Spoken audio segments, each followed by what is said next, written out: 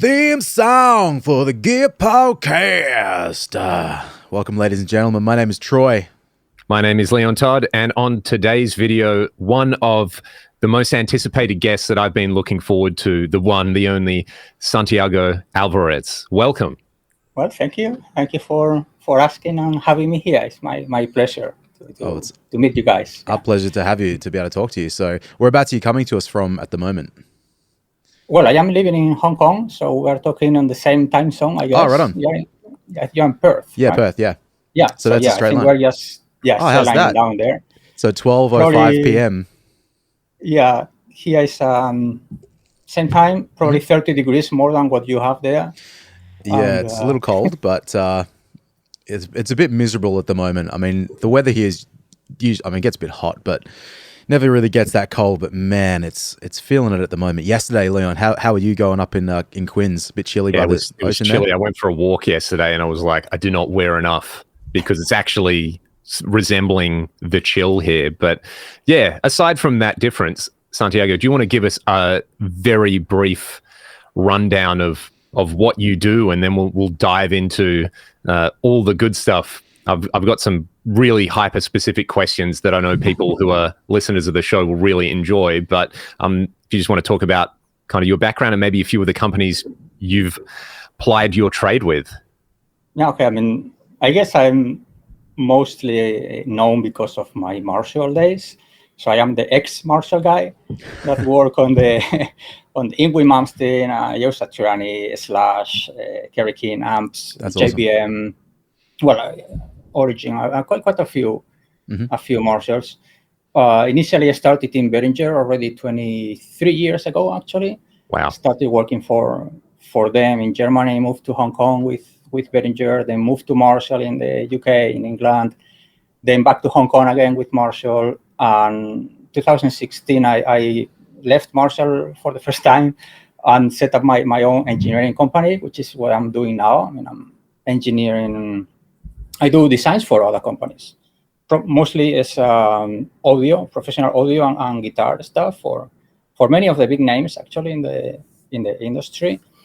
And I joined Marshall for a while during COVID actually in 2020. Did some stuff there, but it was a bit difficult, and things changed also in Marshall. As you know, they got acquired and all this stuff that happens there, and it was not a fit anymore. So I went back on my little lab here, and that's what I'm doing nowadays. Awesome. You've truly lived the rock and roll lifestyle of living all around the world and working with the big names and doing it for yourself. And I'm sure you have plenty of awesome stories to tell. But aside from that, how did you, A, get involved in guitar and music, and B, engineering? What's your background there? Okay, the guitar is, when I was, I don't know, maybe 9-10 years old, I started liking hard rock, and heavy metal. That they came, I saw these guys playing on the TV, playing like a Flying V and Marshalls and so on. So, okay, this is what I like, So my dream was by then to have an electric guitar and a Marshall. That was a Flying V and a Marshall had to be okay. This is a good, very, very good way to start. A good start, yeah. Yes, actually it's a Spanish band. It's called Barón Rojo, Red Baron.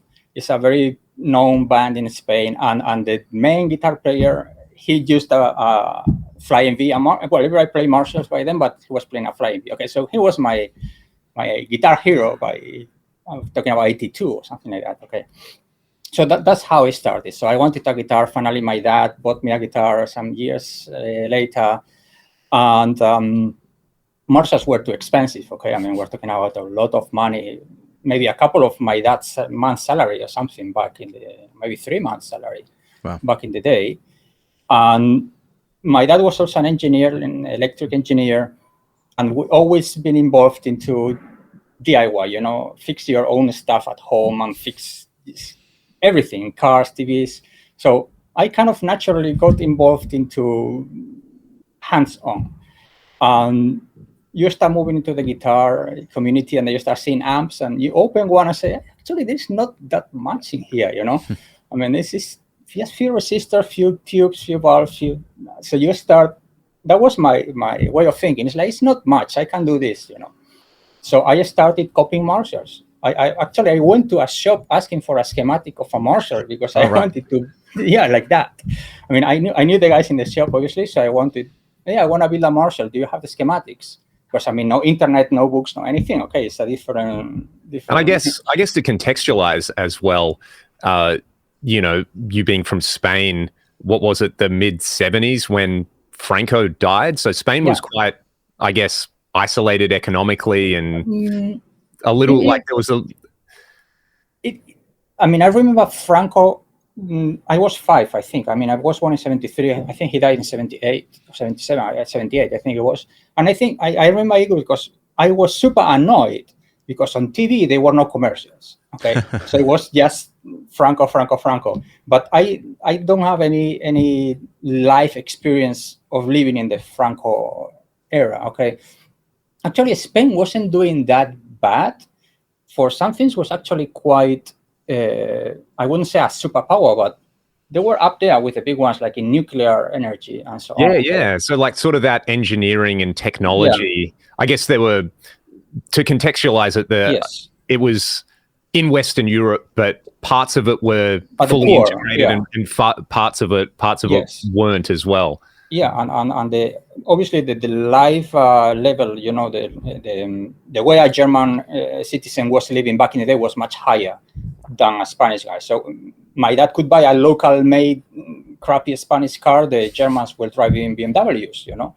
So obviously for a Spanish guy to buy a Marshall, it was really expensive. I mean, you can buy it. It's not that we're isolated that you couldn't find a Marshall, but it was just super prohibitive. It's one of those, why pay that much when, you know, if I kind of dig around a little bit and I'm a little bit resourceful and creative, I can probably do the same thing. I mean, you may know somebody who had a Marshall, okay? That was like, hey, I know somebody who actually has a Marshall. That's exactly like us here. We were talking the other day about like Mesa Boogies over here about 20 years ago was so expensive. And yeah, I mean, and it's like PRS as well. Like if you, like Leon, when I met you, Leon had a PRS and I just couldn't believe it because thinking, oh my God, how did this guy afford this guitar? I mean, it's like that. I know a guy who has a PRS. It's like, wow. Yes. So it was like that. And again, it's no internet. It's no real. So if you wanted to learn, you have to buy books, but they were not books in Spanish. So I had friends that were maybe studying in the US, bringing me books from their libraries. Okay, so I was kind of maybe photocopying the parts that I was interested. It was just general electronics. It was not even guitar specific electronics. So that's how I started. I mean, I was like 15 or so when I built my first pedal, and 17 or 16 when I built my first Marshall. Okay. So that's how it started, and honestly, I wanted to be a pilot. Okay, that was my. Okay, right. Yeah, that was. I wanted to be a pilot again because of the same situation in a country like Spain. Either your father is rich and they can pay you to go to Adelaide to be trained. Okay, or you have to go to the military, to the army. Right. And I remember when I applied. I mean, I didn't apply. I was about to apply, but there were 17 openings. And there were more than 2,000 people in the queue. Oh, okay. So, and straight away, glasses out. I mean, because it's not because you cannot be a pilot with glasses, but because there are so many people that don't have glasses that the first cut is like, okay, so problem with sight, gone. So say, okay, I do engineering. Okay, I cannot be a pilot. I will be an engineer. And I wanted to be an electronics engineer. That's because the guitar stuff. Even I like mechanics a lot. I like cranes a lot. I like heavy machinery. That's my second passion again.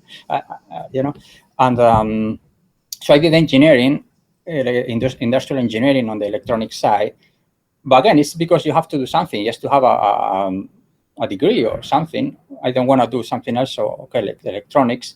And in parallel, I was doing my own guitar stuff. I was working with local bands, fixing amps, fixing guitars, you know, getting my hands dirty into the music instrument business, right? And at some point, again, when I was in university starting the PhD, I was bored of it. And I said, I don't want to do this. I want to work in what I like, which is I want to design professional electronics. So I sent a few CVs here and there, and Behringer called me straight away.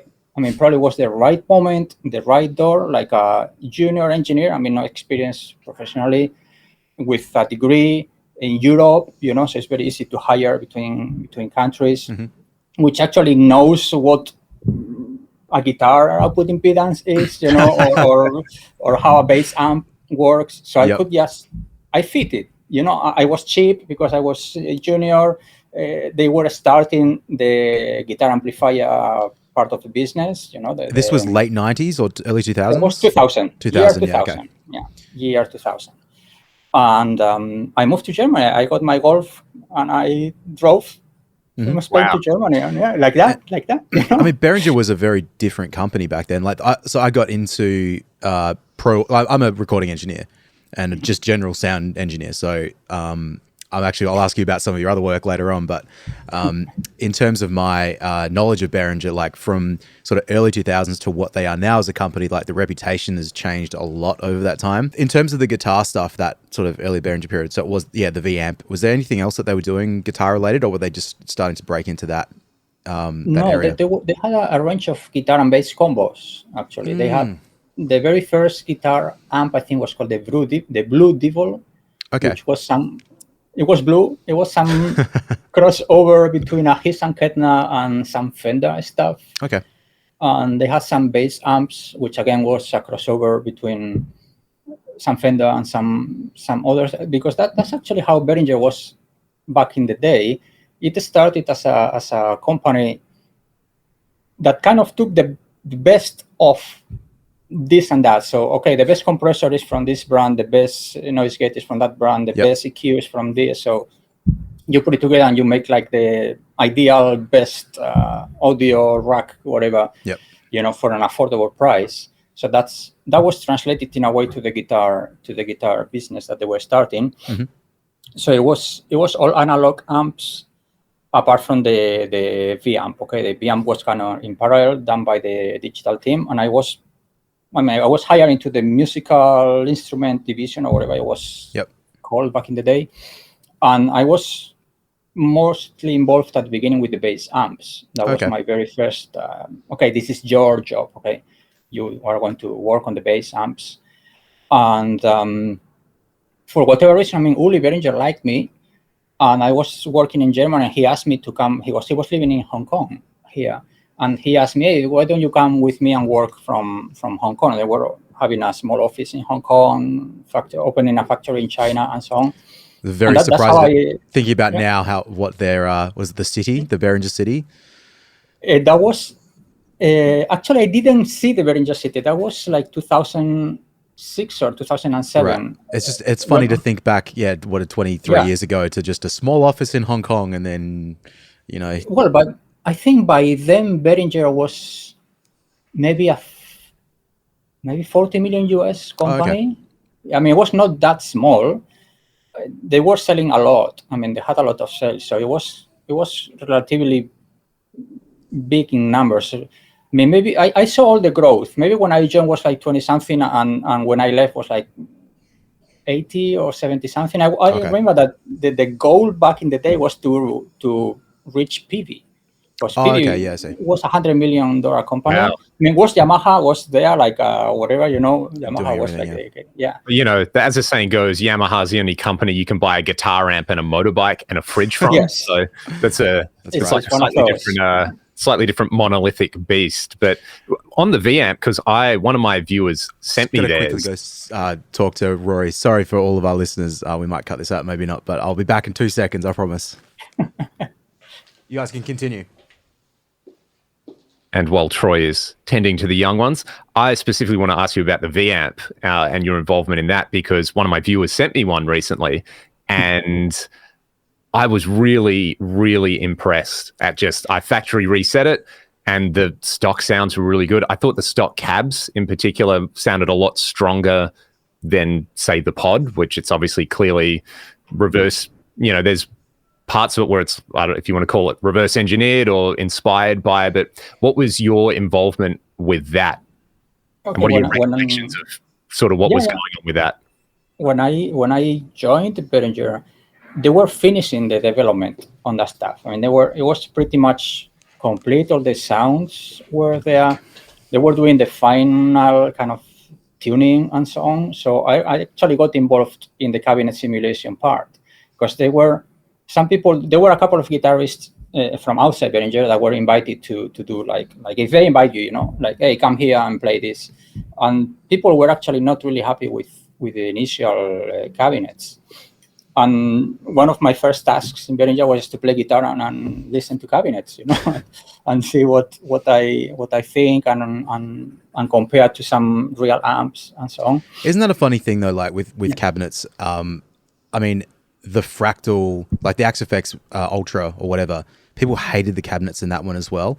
It's like it's taken so long. Even now, some of the factory presets that comes with digital gear, I just don't understand why it sounds so bad. Like what's happening, everybody? Like, it's not, I could put a mic in front of a guitar amp, but it takes 2 seconds to get a reasonable sound. So, I mean, I guess it's different ways of approaching it, but yeah, it's funny. It's the same problems that still took a decade to solve. So, and still, I think with the IRs is something similar. I mean, sometimes you buy IRs, so you get some IRs, and they're like, really? I mean, yeah. What's this? It's just boomy and harsh and whatever. Do I have to EQ this? I mean, and when you get a pack, and it's like, I don't know, 1,000 different IRs of, like, what are you going to do with that? Like, I'm not going to sit there and listen to every single one, which is why it's so funny. Like Leon's IR, which, I mean, yeah, I don't think you very scientifically did that one IR that's on everything, and yet people love it and it sounds good and it's usable. It's just like, okay, just use the one. It's on a Taylor Swift record, put it that way. Yeah. It's just become a beast all of its own. It was a bunch of test shots, so it can't be that hard, or maybe it's just dumb luck. So one thing I really did appreciate about the V-Amp is when you changed to, say, like the AC30 model, it matched it with like an AC30 cab as a starting point. It wasn't just like, oh, you scroll through the amps and because you've got the same cab, they all kind of sound the same. It's little things like that where I feel like it's taken 20 or so years for manufacturers to come back around to like, oh, this is a really simple quality of life thing that most guitar players will appreciate. So yeah, we'll do that again. It's is that something you've kind of experienced being in the industry long enough where you've seen these full cycles come and go? That's one of the things that Behringer used to do. It was like try to think how to not just copy something. It's like, hey, this is missing here. Let's put it in. Like you said, let's match this and that. Or maybe I think the V-Amp had a bit more gain than the original pod. Yeah. I mean, you get to about like 1 o'clock or something, and that's like plenty, but you've always got that extra little bit of kick. And just the way I thought the reverb on there was pretty cool, and it's got a dedicated knob, and there's bits of it which are really streamlined again, because my read of it looking back to it was, it's like, I don't think if you were, say, like a professional guitar player with a nice collection of amps, you'd be using this in a different way than if you were like, recording your amps. So why not, if you're already in a sort of different headspace, why not tailor that experience to that slightly different headspace? You could feel I feel like for me, when I play a piece of gear where you can tell that musicians have been consulted with the design, where it's like, hey, we'll actually listen to, our junior engineer who's a guitar player, and we'll value their opinion. I think that's pretty cool. I play guitar. I mean, I try to play guitar, and I think that's one of the reasons I also got the job, because if you're going to test guitar cabinets and you don't play guitar and you don't know how a guitar cabinet sounds, it's like, how do you do that? I mean, I can tell you if I like how it sounds or not, but I don't really know how a guitar cabinet sounds. So what do you look for? Like, I can tell you there's a lot of gain, but maybe it's useless gain, it's 40 and harsh or scooped or whatever. So that's something that you learn by doing. You don't go to university to tell you how much percentage of distortion has a guitar and the bass. I mean, that's bullshit. Okay? I think the only time that worked was it was at the 808 when the Roland 808 was designed, and that was just an engineer that was like, oh, I think a kick sounds like this, and I think a snare sounds like that, and then all of a sudden that was a one-off. Yeah. I mean, it may happen, but it's a bit like playing lottery, you know? Yeah. It's like if you throw a bunch of resistors into a circuit and it sounds good, maybe you're lucky. But I tell you, the probabilities of that happening are very, very, very low. Okay. Yep. Yes. And yeah, I was going to say back then in the V-amp, what I really got involved was in the V-amp 2 and the rack and the ones that came later on. Interesting, because nearly, I want to say like 50% of the comments on that video got like so many more comments and views than I expected. I think it had like 20,000 hits in like 2 or 3 days, where normally I'd get 3 or 4. And a lot of people said I had the rack version because it had, you know, it had some proper pro audio things. And I remember seeing Dragon Force in 2005, maybe 2006. They played a small club here, and an Australian band called Vanishing Point opened for them, and they played their set and they were really good. And I was near the front of the stage, and the guitar player, like, you know, there was a backline Marshall, and he went behind the amp and pulled out a rack V amp, and I was shocked. And I sort of said to him, I was like, "Oh, were you running that into the amp?" He said, "No, I just plug it into the PA." And it scrambled my brain. And then they opened for Iron Maiden maybe a year or two later. And so it was kind of, to me, it was really interesting. It's like, oh, I know their secret is they're not actually using those amps. They're just plugging a V amp. Yeah. Can you believe it? So yeah, if there's anything you want to share about, especially the rack version, I'd be really curious to hear. Well, I mean, it's again, I did all the hardware on that one. There was a rack version, it was a bass version, there was a V-amp 2, which is the same shape, guitar shape, with more sounds and more memory and stuff. And we did a combo also, we call the V-Empire. And right, I remember that. It actually sounds very good, honestly. I mean, they sold a lot of those.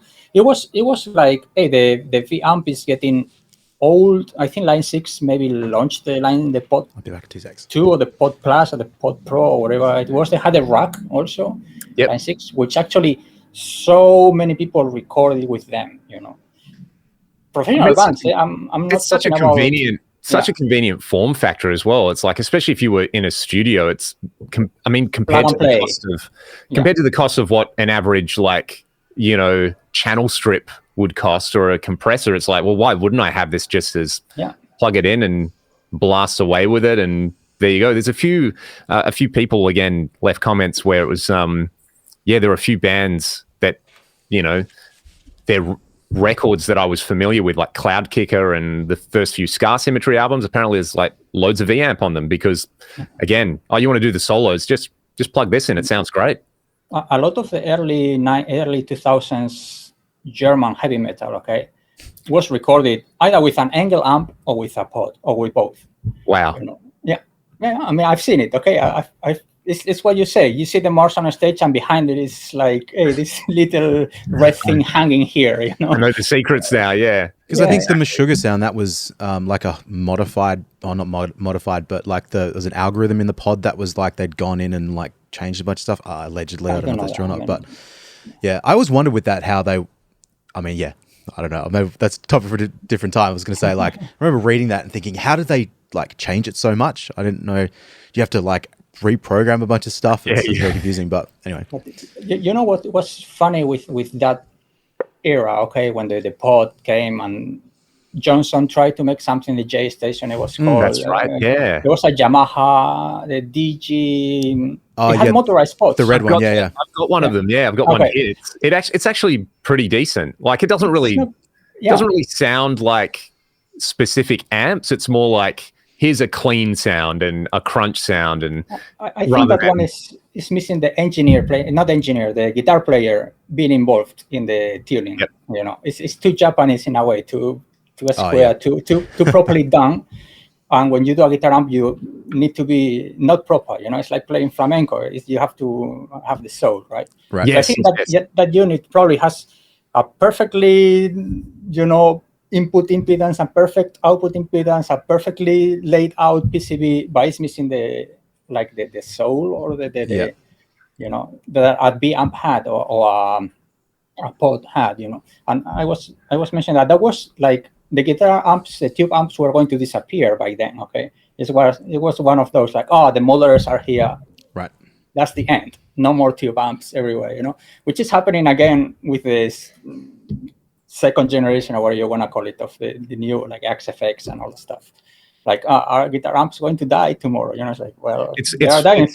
It's funny you mentioned that, because I actually became aware of you from a thread on the Fractal forum where someone was requesting some amp that's a modified Marshall, and Cliff Chase just kind of wrote, he's like, look, we can do it. Send me the amp, I can do it, but I guarantee it's going to be a JCM 800 with a few resistors change. And he sort of offhandedly said, he's like, there's only like a few people who I personally really respect as amp designers, who really know what's up. And he mentioned Alan Phillips from Carol Ann, and I think he mentioned like John Sir, and he mentioned you.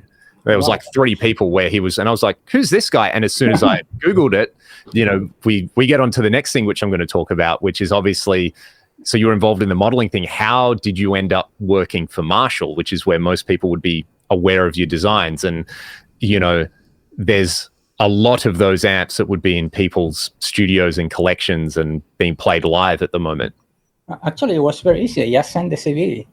I just sent a resume to them. Yeah, I mean, well done. it was, like that. That's, okay, working for Marshall for me was, again, it's the kid's dream, okay? The flying V with the Marshall. So come on, being an engineer in the guitar, industry, working for Marshall is like that. That's like working for Ferrari, or it's like, so it was by then when Black Star guys had left, because Black Star guys were ex-Marshall, okay? So they left maybe 2003 or 2002 or whatever they left. And by 2004, I think it was, Marshall put the ad, they were looking for engineers. And again, I was living in Manila in the Philippines. And I sent the CV. I just said, hey, I see that you guys are looking for an engineer. And I told them, actually, my introduction letter was something like, I don't need the job. I mean, I was like R&D manager in Manila, in Philippines, manager. And I told them, I don't really need the job, but it was like my youth dream to work for Marshall. So I would be very happy if I could work for Marshall. And I got the job, that as easy as that. Okay. That's awesome. Yeah, that's how it happened. Like those kind of things where, how did you join this band? Oh, I just really liked the band, and I went to the show and the guitar player left, and I said, if you're ever looking for a guitar player, there's plenty of stories like that with music. So that's amazing. So how long was that process to go from, did you just kind of drop everything you were doing and move to the UK? Pretty much. I mean, obviously, I got the job because I had experience, obviously. I mean, I'm sure if I was the junior engineer 5 years earlier than that, I would not have got the job, okay? I mean, I had all the background with Asia and Behringer and so on. So it took a few months from the first interview to getting the contract. I mean, I got the first interview, phone call, and so on. Then I visited them. They flew me to Milton Keynes. And when I took the plane back, I had the contract already. So pretty much I had to sign the contract. And of course, I was living in the Philippines, and I have to work in England. So I think it took like 2 or 3 months for me, because I moved to Spain. I moved all my stuff back home in Spain. And then I moved to England. I started working in bass amps, actually. Okay. Again, It continues. Yes. So every time I work for a new company, they send me the bass amps because nobody else wants to do them. Okay. Yes. So I moved to England and I started working the bass amps. And they have all this new JVM project. The DSL, TSL was expensive to make, was getting a bit tired. I wouldn't say old, but they have some issues, especially with the TSL. They wanted to do it was called the QSL, actually, the quad super really? 4-channel. Okay, so what else? You have 3-channel. What can you do more? Let's do a 4-channel. So it was the QSL, the quad super lead, and they gave me a task. Was part of the project, like let's research about switching systems and this and that. I designed the amp, Right. It was like that. So I did the switching system, but I did the whole amp around it. And actually they like it. Okay, some people was actually quite impressed. They invited some guitarists and so on. Everybody was like, wow. I mean, like from a DSL to a JVM, which is actually cheaper to make. It has more sounds, more features. So that's how I enter myself in the guitar tube amp, And also I was the only engineer that played heavy metal. Okay. There were another 2 engineers. Once James, one of the other engineers, was more into like hard rock, blues stuff, and Steve Dawson designed the vintage modern. He was more into hard rock, but until Deep Purple. Okay, I mean, let's say, I was after Deep Purple. So heavy metal. There's just more gain and more. More gain. Yeah, exactly, more gain. More gain, more metal. It's really interesting because, for me growing up, like one of my earliest memories of guitar is my dad had a JCM 800 full stack and like an old JTM 45 reissue. And, it was just, you just played these amps really, really loud at any time of the day. And I remember there was a local music store that literally had a fire. So they had a fire sale and he picked up a TSL. So like one of my first experiences with like playing, like we'd do these school concerts and I'd show up with a TSL and I'd never like loved it. It was one of those amps which was like, and every time I've revisited it, I just kind of go, not for me. And there's people who love that amp. I think Kyle Bull just did a video of it. Like, oh, interesting. Like, as in, this amp sucks. I think it was him. And then he's like, I pulled it out again. And maybe it's not as bad as I thought, but I've already sold it. So whatever. It's not, it's by no means a bad amp. It's just having played the DSL, that's your hot rodded JCM 800. And then I remember it was a New Year's show one year and Troy was there and one of the backline amps, they just got delivered like a 2-channel JVM. And knowing what I knew about Marshalls at the time, I put the knobs where I put them on my DSL and it didn't sound the same. So I kind of wrote it off. And it was this year, someone who watches my YouTube channel, they were like, oh, you keep mentioning the JVM. I've got a JVM and I've got the JS. Where are you located? He lives 5 minutes away from me. So it approaching it with like a kind of fresh attitude and just realizing that it's like, oh, this does stuff that other Marshalls don't do, and that's its real strong point.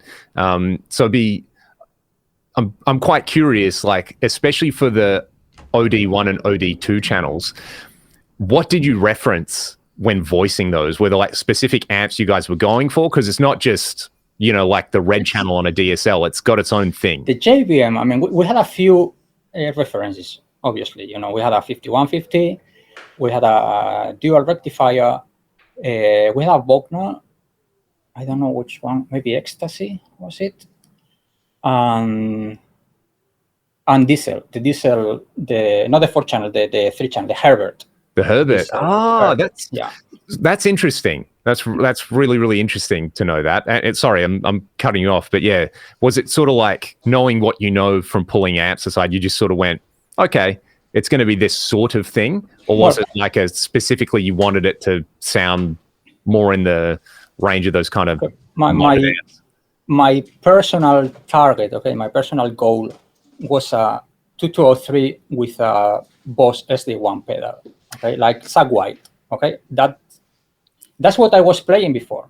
That was my amp in the 90s until I got a 5150, which I like a lot. So I used to play a lot the 5150. I tried to like the DSL. I never liked it because I was like, why do I can play a PB straight to the amp and it sounds nice. Why do I need a pedal to play a Marshall when I already have a Marshall that needs a pedal? So it put me off. Yeah, I can totally understand that. But it's so interesting because that's the classic combination for, that's the easiest mod to do to your JCM 800 is put the little yellow pedal in front of it. Yeah. So, and it works, it's playing that, like I said, kind of experiencing it, I guess, with a really open mind, because whatever was happening around that time, I missed the boat when it came out, so to speak. I remember seeing them being like, man, that's a cool design, but I never really got a chance to experience it until this year. And it's just like, I get it now. and I kind of get why Marshall haven't really done a new 4-channel amp, because I don't know where you would go. You know, there's like all the gain you need in the world, and it's really flexible sort of tone shaping, and it's interesting in that regard to me. I mean, that's how it started, you know, like the old Marshall with the pedal, which is what I was familiar with. Again, there were some other guitarists and some other people that had a similar idea. We didn't want to do like a 5150 clone. I mean, we could have, or a Herbert clone.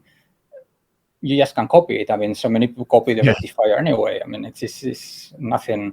But it was like, you know, let's do something a bit different. Let's approach this with just not another amp with a couple of resistors changed. So I started with a 223 with one extra tube. Let's see. I remember the experiment I was doing was, let's see how much gain can I extract from this type of circuit, you know, until it becomes unplayable or just nasty or useless for guitar. And the first JVM prototype had more gain than the current JVM. Okay. Yes, it was. I mean, I could play it if you're used to it. You know how to play it. You know, you have to use the guitar volume to make it quiet. I mean, it's like driving a fast car without ABS and without traction control and stuff. You need to know how to drive the thing, you know. And some people already were struggling with the JVM, like, hey, it has too much gain. And I was quite strong, like, hey, you know, if you play metal, you need this, okay? I don't care what you think. I mean, you have 3 channels extra, you know. You can do whatever you like, but you need the gain. I mean, I remember telling my boss by then, you don't know how to play with high gain, okay? But that doesn't mean that people don't know how to play with high gain. And kind of time put me right in a way. I mean, people complain of too much gain, but it's people actually don't need they're that wrong. No, well, yes, they're wrong, but they're better to have it and turn it down if that's all it is. Easy peasy. It's not or just use a different channel or a different amp. I mean, it was just. I remember. I don't know if you are aware. Nick Bowcott, okay, he works in Sweetwater now. He was Marshall US by then, Core US Marshall or whatever, and he was always more gain, you know. And finally, you know, I gave him an amp like, hey, I don't need more gain here, you know what I mean? So he was happy. And that became like, I always say, you know, finally a Marshall that people modified to reduce the gain, okay? because before that, every single Marshall was modified to put more gain. And I mean, it has aged quite well. I mean, it was designed in 2006, launched probably in NAMM 2007, something like that. So it's quite a few years, okay, for a Marshall in production without any changes. Well, I'll put it to you this way. I haven't bought an amp. I think the last amp I bought was a Boogie Mark IV. One of my viewers was selling it, and they said, hey, I know you want one of these. They hooked me up great. Playing a JVM was probably actually the first time I've been like, I need to start looking out for these. And one came up for sale. I specifically wanted the 4-channel head, and one was advertised here, and it was the combo. I was like, I don't really have room for a combo. Like they advertised it as a head or something, but it's now officially on the list of something that I feel like I need to acquire because as you said, it's like it's got a lot of gain. It's still Marshall-y. It's not a 5150 or a Bogner or something. I sort of recognize that sound on, you know, the late 2000s, early 2010s. There's some records where you sort of like go, actually, yeah, mate, you can tell, and you see the rig rundowns where they're using JVMs, and you're like, I get it. Like it's hey man, it's like quite a feat actually if you look at a company like that, which is esteemed, to come up with something that's pretty original in its lineup. It's I got to give you kudos for that. It's like I have so much respect for actually sticking up for what you believe in there and delivering something that's aged well. I mean, that's only something that time will tell, you know, how and I'm glad that they give the amp time because Marshall sometimes when something doesn't really sell as much as they want it or whatever, they discontinue it very quick. Like I mean, Vintage Modern. Vintage Modern's a good example, a for good example. amp. Yeah. So, but it's a player's amp. It's not a mainstream or whatever you want to call it amp, and it didn't age well because they didn't let it age, so they killed it. So that's it. Part of the Marshall history, and the JVM for one reason or the other stayed, and now it's a JVM. It's an amp by itself. It's like a JSM 800. People already know, if you give them a JVM, they already know that they have 3 modes per channel and they know how to use it. Yeah. And at the beginning was like, oh, too many knobs, too many switches. Give me a DSL, okay. So it is funny. It took some time. Yeah. I stepped out at the exact wrong time because I was going to ask you. In the early 2010s, I remember I was doing a lot more live sound, and there was quite a few JVMs coming through. And I reckon 1 out of 4, it was the best guitar sound I've ever heard. And those other 3 times, it was just an absolute slug. I just couldn't believe someone could dial in an amp so badly. It was really funny. It was with great power comes great responsibility with something like that, right? I remember same venue, not the same guitar player, but the same venue, 2 different guitar players coming in with the same amp and going the first time oh, cool, JVM, I haven't really mixed these too much, and going oh boy. And then the next time coming in going oh no, it's another JVM. And I was like, oh yes. It's so funny that's what happened to that amp. So yeah. I mean, that's not abnormal, I would say. But, I mean, some people, they just turn the gain to 10 and they expect to sound good. It's like, well, if this is a gain knob, it's because you can adjust it. Okay? Yeah. I mean, you can actually turn it down. It's the same as Mesa boogies. I mean, Leon, we did this 10, 15 years ago where it's you try and dial in a Mesa boogie like you dial in a Marshall. It's going to sound awful. You kind of have to have that understanding of, what the tone stack's doing and how the gain structure's set up and et cetera, et cetera. There's not necessarily even tricks. It's just a little bit of knowledge, foundation knowledge. That's a good point that sometimes you miss when you're an engineer or designer, is that you assume that people actually know. Yeah. I mean, I'm not trying to be disrespectful, but no. you assume that people will know what you know, like in a Boogie, for example, which is it's not an easy amp to dial. No. Actually, it's not intuitive if you don't know how actually a guitar processing works inside an amp, And the Marshall on that side is more forgiving, and it was actually JVM was done in a way with all the knobs at 12, it sounds good. Okay. Yeah, right. It again, kind of like the V amp thing. There was clearly somebody behind the process who said, "Hey, guitar players aren't engineers. They need these there's guitar player itis." And I mean, that's actually the first thing I did with the JVM. I was like, I bet you if I put everything at noon, it'll sound pretty good because it's a Marshall, and it's probably one of the best examples of an amp where I honestly think with the rig that I had in here, the highest any knob went was about 6 or 7, and the lowest it went was maybe 3 or 4, and you had usable range in there. If your guitar was a little bit brighter or darker, then you could go a little more either side. Yeah. But yeah, it's a really, really good point. And I feel especially a Mark series Boogie, there is a little bit of this oh, you got to know the secret, wink, wink. It's like the Freemasons or something. You got to know the secret handshake, and then that amp sounds good. But if you don't have somebody to show you the secret handshake, you're just baffled by why anyone would use this amp. So I also appreciate that from the design side of things. It works. I mean, if you think of a Boogie philosophy, I mean, I love the Mark IV. Actually, I finally have a Mark V. Okay. Oh, congrats! Yes. Now time for Mark 7. Yeah. No. Well, I mean, I had a Mark IV which I sold, and I also regretted selling it. And finally, I found a broken Mark V, which I fixed. So that's the way to buy cheap equipment, Mm-hmm. So it's a completely different philosophy to Marshall. I mean, Marshall will never ever put.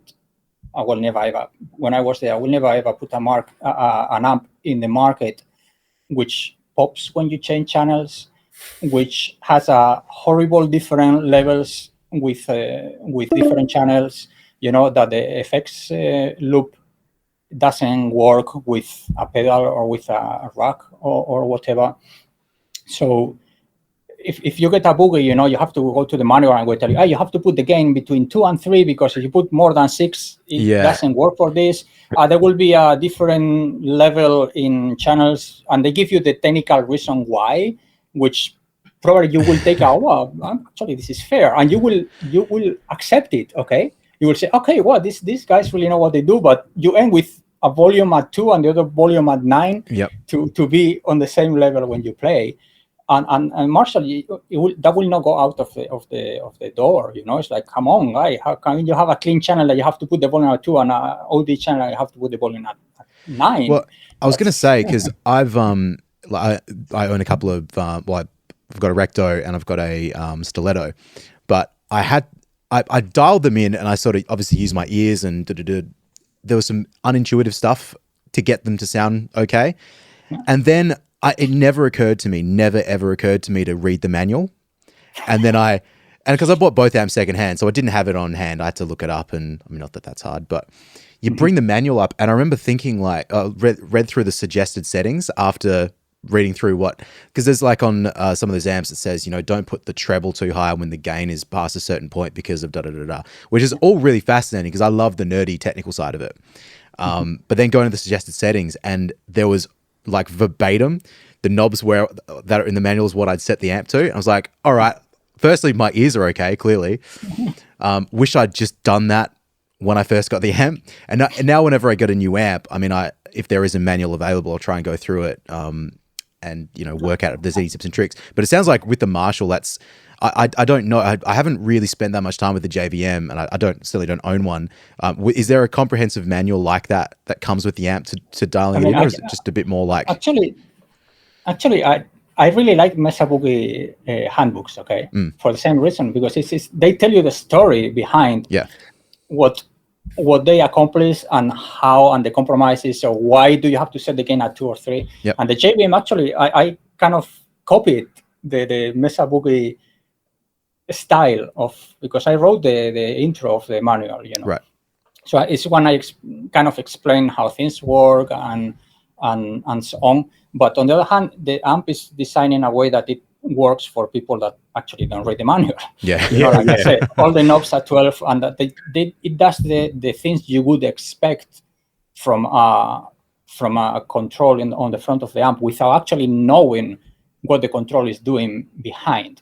Which is not happening in a Mark series. I mean, the rectifier is a bit easier, but the Mark series is a bit more. You need to understand a bit more how to, or either you copy the setting somebody gave you, or you need to understand what's happening inside. Right? The best description of Leon, just for you, the best description of how to use a Mark series was when in my opinion, was when the Synergy Mark II C Plus module came out, and Steve Fryette did a video of like, here's every knob and here's what it does, and this is, and I was like, because Leon, you'd independently come to a lot of those conclusions, or maybe through a whole series of research, but then it's like, from me talking to you about how to dial in a Mark series and watching that video and then trying to do it myself, I'm like, it's actually pretty easy now that I get it. Actually, if you think about it in a different way, you will see the Mark series not that different. Okay. Now imagine this.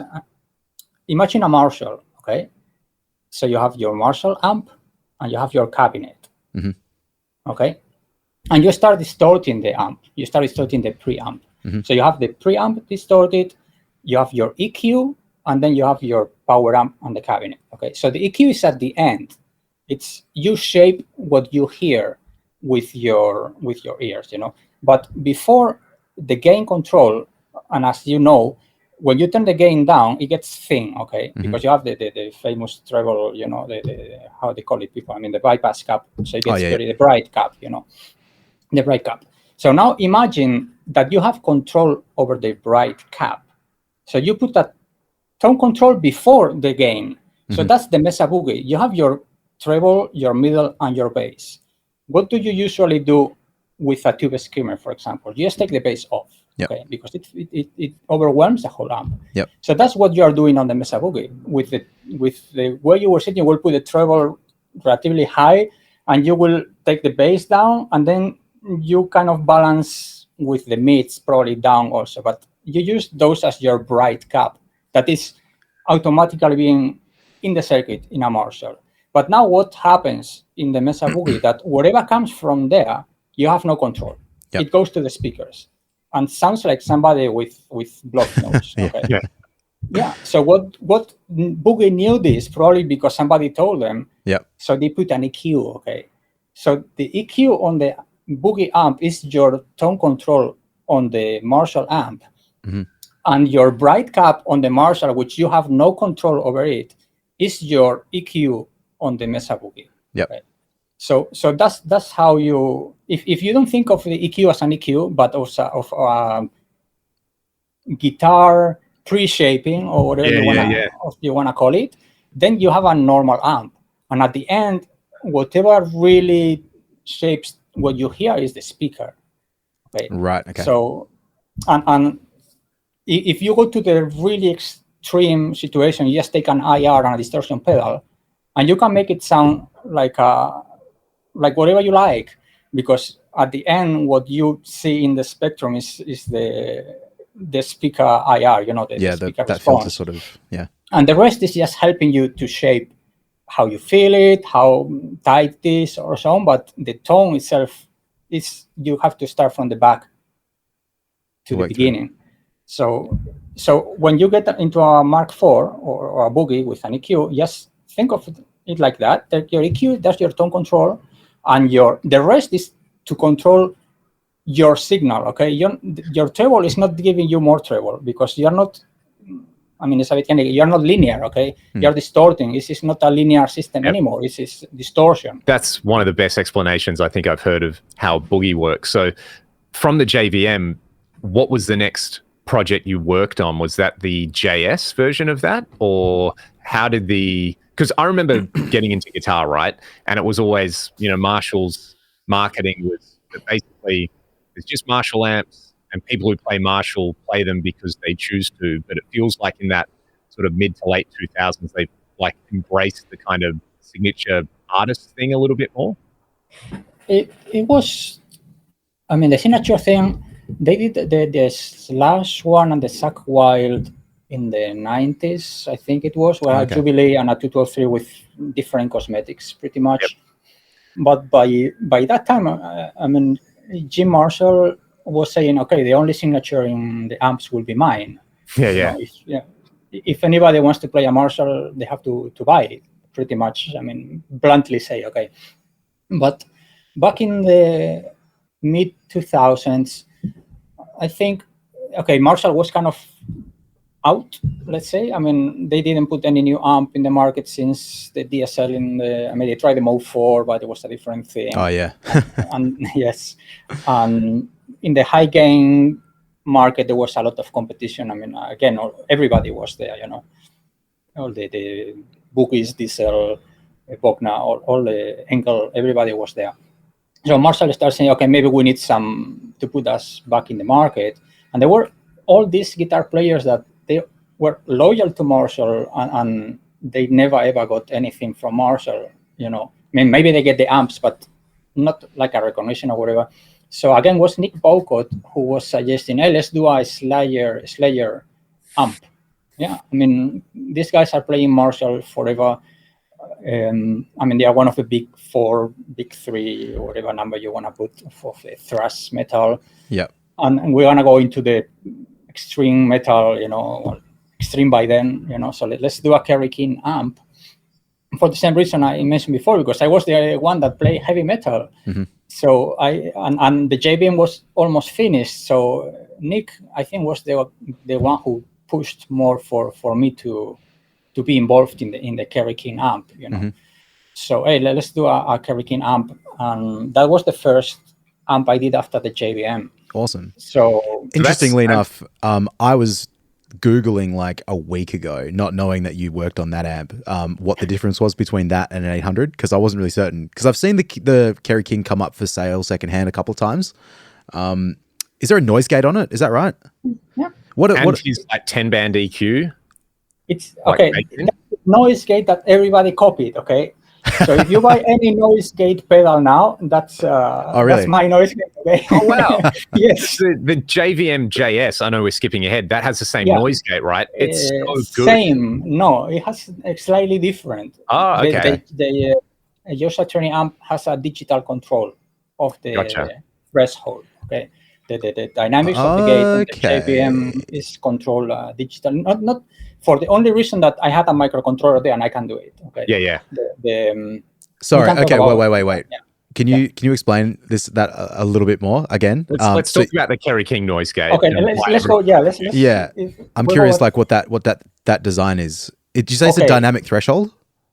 Yes, it has that. Yes. Okay.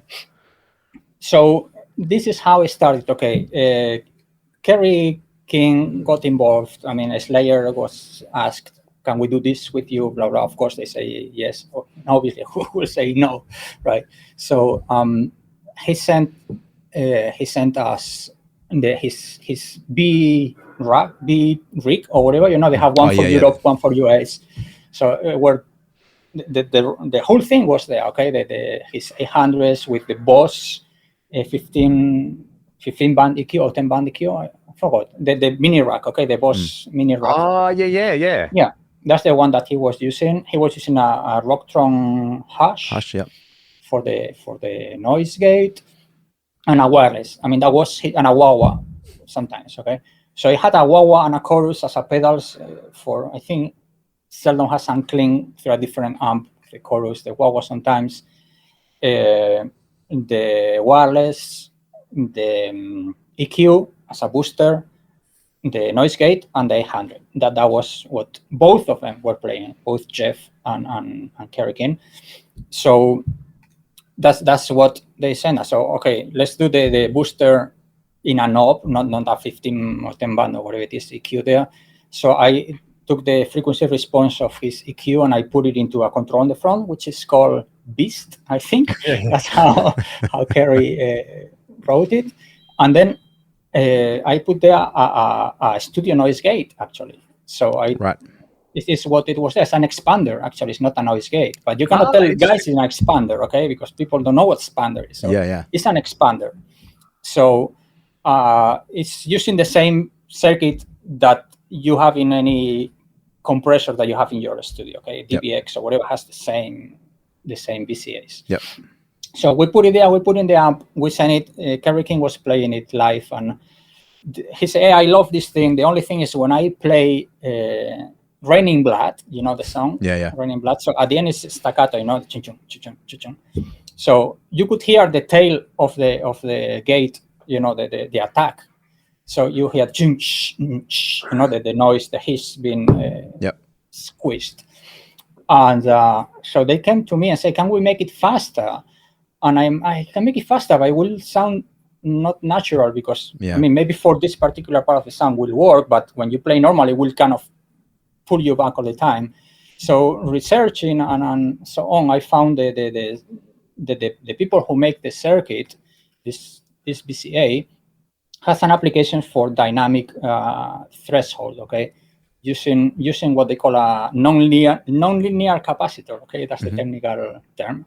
So it's something that, depending on how fast the gate is closing, the expansion ratio, so how much you attenuate the signal, is modified. Okay, so if you let the guitar sustain, the circuit will detect that it's a slow decay.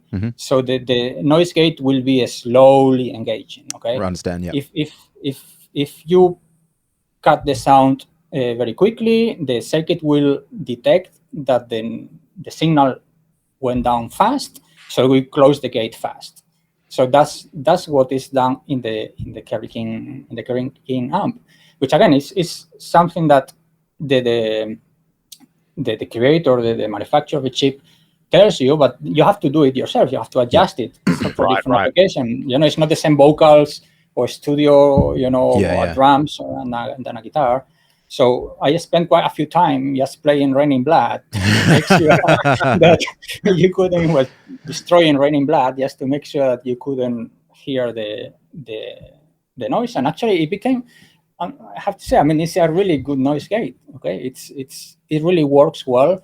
You can if you know, you can trigger it to behave funny. So if in a certain way of the decay, you maybe raise the volume a little bit or you make a bit of noise, you can make it actually oscillate. Oh, I see. Okay. Yeah. Oh, that's really funny. Yeah. You can do that. I mean, it's not a normal thing that will happen, but it's I mean, it's a systems thing. When you close something very fast, it kind of bounce a little bit. Okay. Right. Like if you drop a ball on the floor, it will bounce. Okay. Understand. So depending on how strong you bounce the ball on a mattress, which is soft, you can make it fall softly, or you can make it, you can trigger it to bounce. Yeah, this will be a new genre of guitar noises, is circuit bending the Marshall noise gate. Yes, I mean, you have to try. You have to try everything when you design it. It's like, but the thing is that you can actually lower the volume and play the amp clean with the noise gate on, and you will not feel the noise gate really trying to cut your signal. You can do that, and that's. I mean, that's something for that's really for an expander. Yeah, because I think when I was really into rack guitar gear, which is around like the mid 2000s, 2006, I had a Hush as well, actually. But that was always the battle in my 80A MP1, which is the noisiest thing in the world. But trying to work out, maybe I'll put it in the effects loop because at least I can turn it on and off when I want to go to the clean sound, and because certainly you can't run that at all times without it just chopping the decay of your notes and having it sound awful. Actually, I was going to say that we work with it happened 2 times. Once Paul Gilbert and Joe Satriani. Okay, right. Paul Gilbert came straight away say, "I hate noise gates, just shoot it off," and I didn't. He didn't notice. Yep. And with Joe Satriani it was the same. I mean, he wanted the noise gate. Okay, but when we did after the JVM head, we did a combo that never was released, and I make an improvement of the noise gate, and he was playing the clean channel, and I had the noise gate on purpose without telling him, just to try. I want to see how it worked for him. And again, at some point he told me, "Hey, switch the gate on," and I told him, "Sorry, it's already on." So those are the things when you kind of stretch the circuit as to the limits to see how much you can extract from it, and that noise gate worked really well. Just to put into context for me, because what it sounds like, the auto release function on a compressor, like an SSL bus compressor or something like that, which is a VCA compressor, which I guess that evolved downwards to the DBX. Well, maybe not evolved downwards, but like certainly the DBX is all in the same relative like style of compression. So that's sort of the same thing, right? Sort of. It is like if you are moving the attack and release knobs by yourself. Okay, I will play sustain now, so you put the release slow. Yeah, okay. I will play fast, so you do that on real time. Right. So that's pretty much in a nutshell what's happening awesome. In there. So what's the difference between the JVM gate then? Oh, sorry, the Satriani one. The Satriani, it's the same. The principle is the same. The level detector and this nonlinear capacitor, again, the way that detects how fast and slow is happening is the same, but the control of the threshold, instead of being done with an analog pot, it's done digitally. It's done inside of right. So now you can add some thinking inside, so you can know that the signal is high or low, so you can help the gate to know if the signal is going to be fast or slow. Okay. Yeah. So you can kind of help this auto release thing to adjust itself. Yep. So that's what's happening in the that's fascinating. In the Satriani app. Yeah. And also, this is just a really weird comment to make, but so that's still for anyone listening that hates digital stuff, which there are obviously people like that. I'm assuming this is just digital in the detector circuit, right? It's not like affecting the actual analog signal. It's the sidechain. Sidechain, yeah. Technically, it's the sidechain. So the signal is all analog. Yep. The signal is not converted at all anywhere. It's a VCA there, but the I mean, for people that don't know, the way this works, at some point you detect your signal, so you measure how loud your signal is, and then depending on how loud your signal is, you do something to it. Okay. Yep. So if the signal is quiet but above a certain level, you say, hey, that's noise. Okay. So you cut it off. So that's happened digitally in the JVM. So the brain who thinks if my noise is lower or higher than the level you set as a user is done digitally. Yep. Cool. When in the Kerry King is done with a comparator, Yeah. Interesting. So just quickly as an aside, obviously working on these kind of amps and incorporating these circuits, there's a working for a company like Marshall, it's not just a case like you're having to put something in to manufacture on a large scale. So there's industrial designers and a bunch of other elements of this. It's not just a case of like, oh, I'll just change that resistor value and add a tube here. There's like, without having to go too deep into it, like I'm always fascinated by the stuff that needs to be designed. That's not just like, well, it sounds good. It's got to sound good to meet like regulations, right? And especially like what's that extra challenge like there? Is that just like a necessary evil of the job, or is that because to me that's like something that your friend who modifies amps locally and does some JCM 800 mods, they're not dealing with the same thing where it's like we got to modify this but also make it so that it's legal to sell to people. Yeah, obviously, and always, and there are different ways to see it. Okay, as a junior engineer, I hated it. I mean, come on, I designed the best sounding amp in the world. I cannot sell it, okay, because some guy in some laboratory is telling me that the EMC, the radio emissions are too high. But come on, it sounds good. You play, people like it. This guy is annoying me.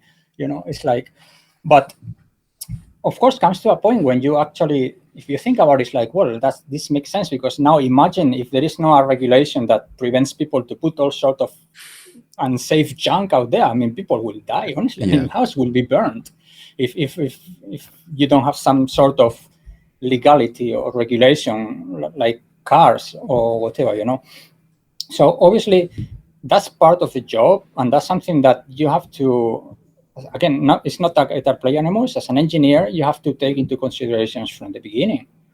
I mean, for example, if you put a DSP into an amp, you have to know that the level of emissions they will measure to your product will be different depending on the speed of the DSP. Yeah, right, okay. So if you have a 100 megahertz or a 3 gigahertz DSP, you will have different tests, okay? So I didn't know that. Yeah. Which always makes me laugh when you see like someone, pull apart an Axifex and they're like, oh, this part costs 50 cents on Mesa and there's this and there's this. And it's like, well, one, they're manufacturing it, so it has to meet regulations. Two, that's not the point. It's like, it's in that case, it's like the code and the understanding of, things like that. With a Marshall, it's sort of like, it's that thing of like, well, yeah, it's an electronic circuit, but it has to be voiced a particular way because of guitar players and their psychology and their expectations and the history of the company and how it is to manufacture stuff and building it to a price point as well. That's the difficult part of finding engineers in this job. It's like there is a part of an art, which is creating the sound, okay? That you may say is like a painting a picture. That's art, the way you voice the amp and so on. That's not, it's engineering, it's physics, but this is not based on physics. You don't do numbers, Like it's based on what sounds better. Yeah, it's an art, again. But it's a circuit, it's a product. It doesn't matter now that it's a guitar amp anymore. It's a product that is going to be sold all over the world. And that has to be legally sold all over the world, okay? It's two different things, which not always happens. Not talking about Marshall, okay? All the big companies really comply because fines can be crazy. But then it's where the engineering bit comes into the job, knowing where you have to put a filter or some sort of circuit that you have to add here or there, or the way you build the circuit to minimize the emissions, because you cannot really stop the emissions. You always play some balances, so you minimize them. So this is something that is not easy actually, and for people that are just into guitar, like I make my pedals or whatever, it's very frustrating. It's because they come to work for a big company with a big name, and they will spend quite a significant amount of time doing things that are completely non-related to any guitar. Okay? Yeah. I can imagine that. It's sort of like the unsexy part of the job versus the, getting to... that nobody tells you. Yeah. So sorry, Troy, did you have a question? I was going to say, just like mixing a song, it's fun to do that. But got to send the invoice. Now, you've got to do the editing. You've got all that stuff too. It's just it's not even that. Now it's because you have to sell the CD into whatever market, and you have to fill these papers to make sure that the CD is built with actually a plastic that if somebody chooses it doesn't die. Okay. I mean that's part of it. Yep. You may say I don't care, but if you want to sell your CD there, you have to comply with that. Okay? Exactly. So from that, the JVM and then the Joe Satriani edition. Actually, sorry. Do you mind just quickly then, just before you ask about that, this is a really silly question, but take all compliance out. Have you designed an amp or have you done something to an amp that's like, this is the greatest sound that exists in human guitar history, but it will never be heard because of uncompliance? Have there been actual moments like that, or can you just design around that with a lot of thought? You can. Okay. I mean, I have to tell you, if you cannot pass compliance, you're doing something really wrong. Okay. I mean, they're not there to stop people from selling things. Yeah. And once, I mean, this is experience. Okay, I didn't say this at the beginning, but now after years dealing with that, you learn how the compliance limits are, the reason why there is this limit there. And once you know, again, how a Mesa Boogie Mark IV works, so you know how the compliance regulations work, so you know where to look at before doing some sort of circuit. So if you do something that doesn't pass compliance, it's that actually you're doing something really bad. Okay. It's like I was reading a forum on I think it was Rig Talk. I read a thread on Rig Talk a few weeks ago.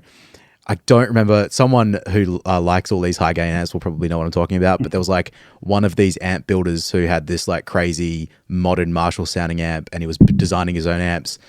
But he put a cup hold, like a beer holder, in the top of the head, and it's like, what are you like? It's raw. This is really funny. Yeah, I'm so rock and roll and heavy metal. Got place for you. Is this safer or less safe? Because people are going to put the beer on top of the amp anyway. But but there are some. I mean, there are many things. Obviously, general public we are not aware of. When these compliance things, but. There are some issues. For example, one of the reasons that Mesa Boogie is not available now is because they are not complying with the latest regulations in Europe. Right. So that's why it's not selling in Europe.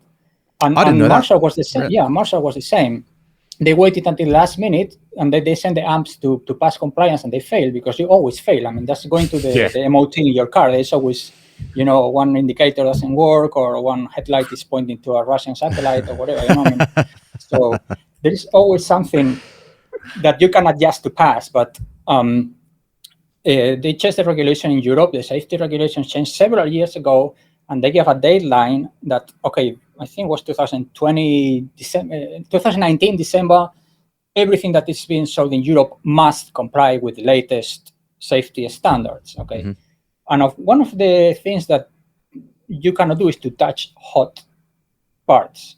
And hot part, depends on where in the part of the product is, maybe it's 50 degrees or 65 degrees or whatever it is. So if they put what is called an artificial finger, which is it's like a hand with one finger made of plastic, and you can articulate it, so they start poking all your amp with that. If anywhere that they touch is over that temperature, you fail. Wow. Right? And look at a Mesa Boogie on the back. You can touch the tubes. They put a grill, but you put the hand like this and you touch the tubes, right? So Europe will tell you, bye-bye. Yeah, right. And they still haven't fixed that in 3 years. Well, I guess they are doing that. That's the latest I read somewhere in in the internet. They got caught. I mean, it happened in a bad timing because with the COVID and everything, we couldn't get things done. But like Marshall also were caught with some transformers, not you know. I mean, that was one of my jobs when I joined them back and recalculate, redesign transformers. We passed and done. But again, as a company, it's part of business. It's not just doing nice sounding amps. You have to be able to sell them under regulation change. So you have to be aware of all those things. So again, putting a cup holder in an amp that you see like a fun thing, the guy that wrote the safety standard, he doesn't have the same sense of humor as you do. Exactly. Yeah. And maybe it's for a reason that you are not aware of, but it just kind of happened. Like people saying, "Hey, why can't I put bias points on the back of my amp?" You know, there's no voltage there. Well, it's true, there is no voltage there until something happens in the amp. So once you have a tube that gets shorted, the resistor that is in the bias point gets open, and suddenly you have 500 volts into your bias points. And nothing happens because it's a tiny hole on the back. But what happens that tomorrow your nephew goes with a ball pen and touches it. It never happens until it happens. Okay? Yeah, exactly. As always. And what happens that you as a manufacturer will have a big problem. Because you're not complying with the safety standards. So you have to know that you cannot put the bias point there. You have to put it somewhere else, but not there. So it's not that you cannot put a bias point, but where you put it, or how the circuit inside, all that.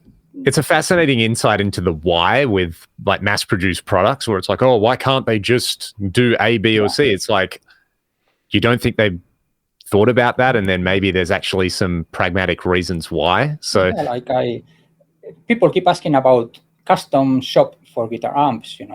It's like you cannot really do it. I can modify an amp for you and nothing happens. But once I put amp in the market, I have to comply. And maybe some of the stuff I modify for you is already too much modification to pass the current approval of the amplifier. So it's illegal to sell it. So you cannot come to me and ask me to modify the power supply of your amp, because I know that I will not be complying. Well, I don't know if I will be complying, but I know that the modification is big enough to be questioned. Yes. And you don't want to be questioned.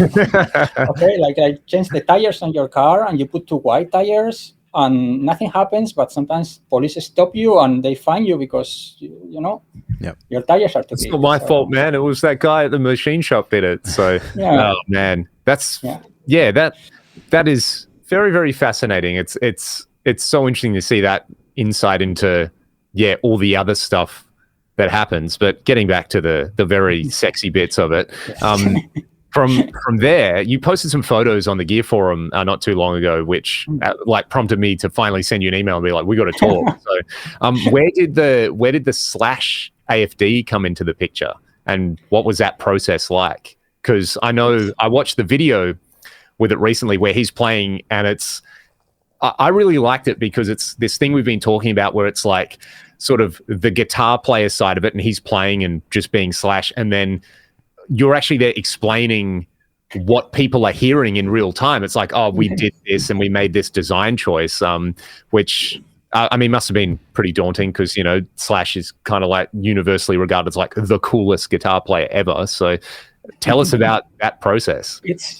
That happened a few years after the Kerry King. I did the MGs, the Marshall MGs. I did those, which are still being sold. Actually, it's like a JVM. Okay, I mean they are still the same ones, still being sold. And I think it was 2009 or something.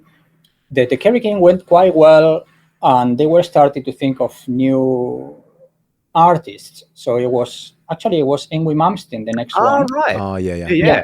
So it was a funny one with Yngwie. And at the same time, I don't know if it was Marshall or Slash management or whoever. It was like, hey, it's coming this anniversary of the Appetite for Destruction album. Slash always wanted that missing amp. And the idea came. Or 36 or 39. Yep. Yeah, 39 I think it was. Yeah. Oh, look, I went down a rabbit hole on that. Was it a 39? Was it a 36? Like, which one got stolen? Yeah, anyway, go on. Sorry.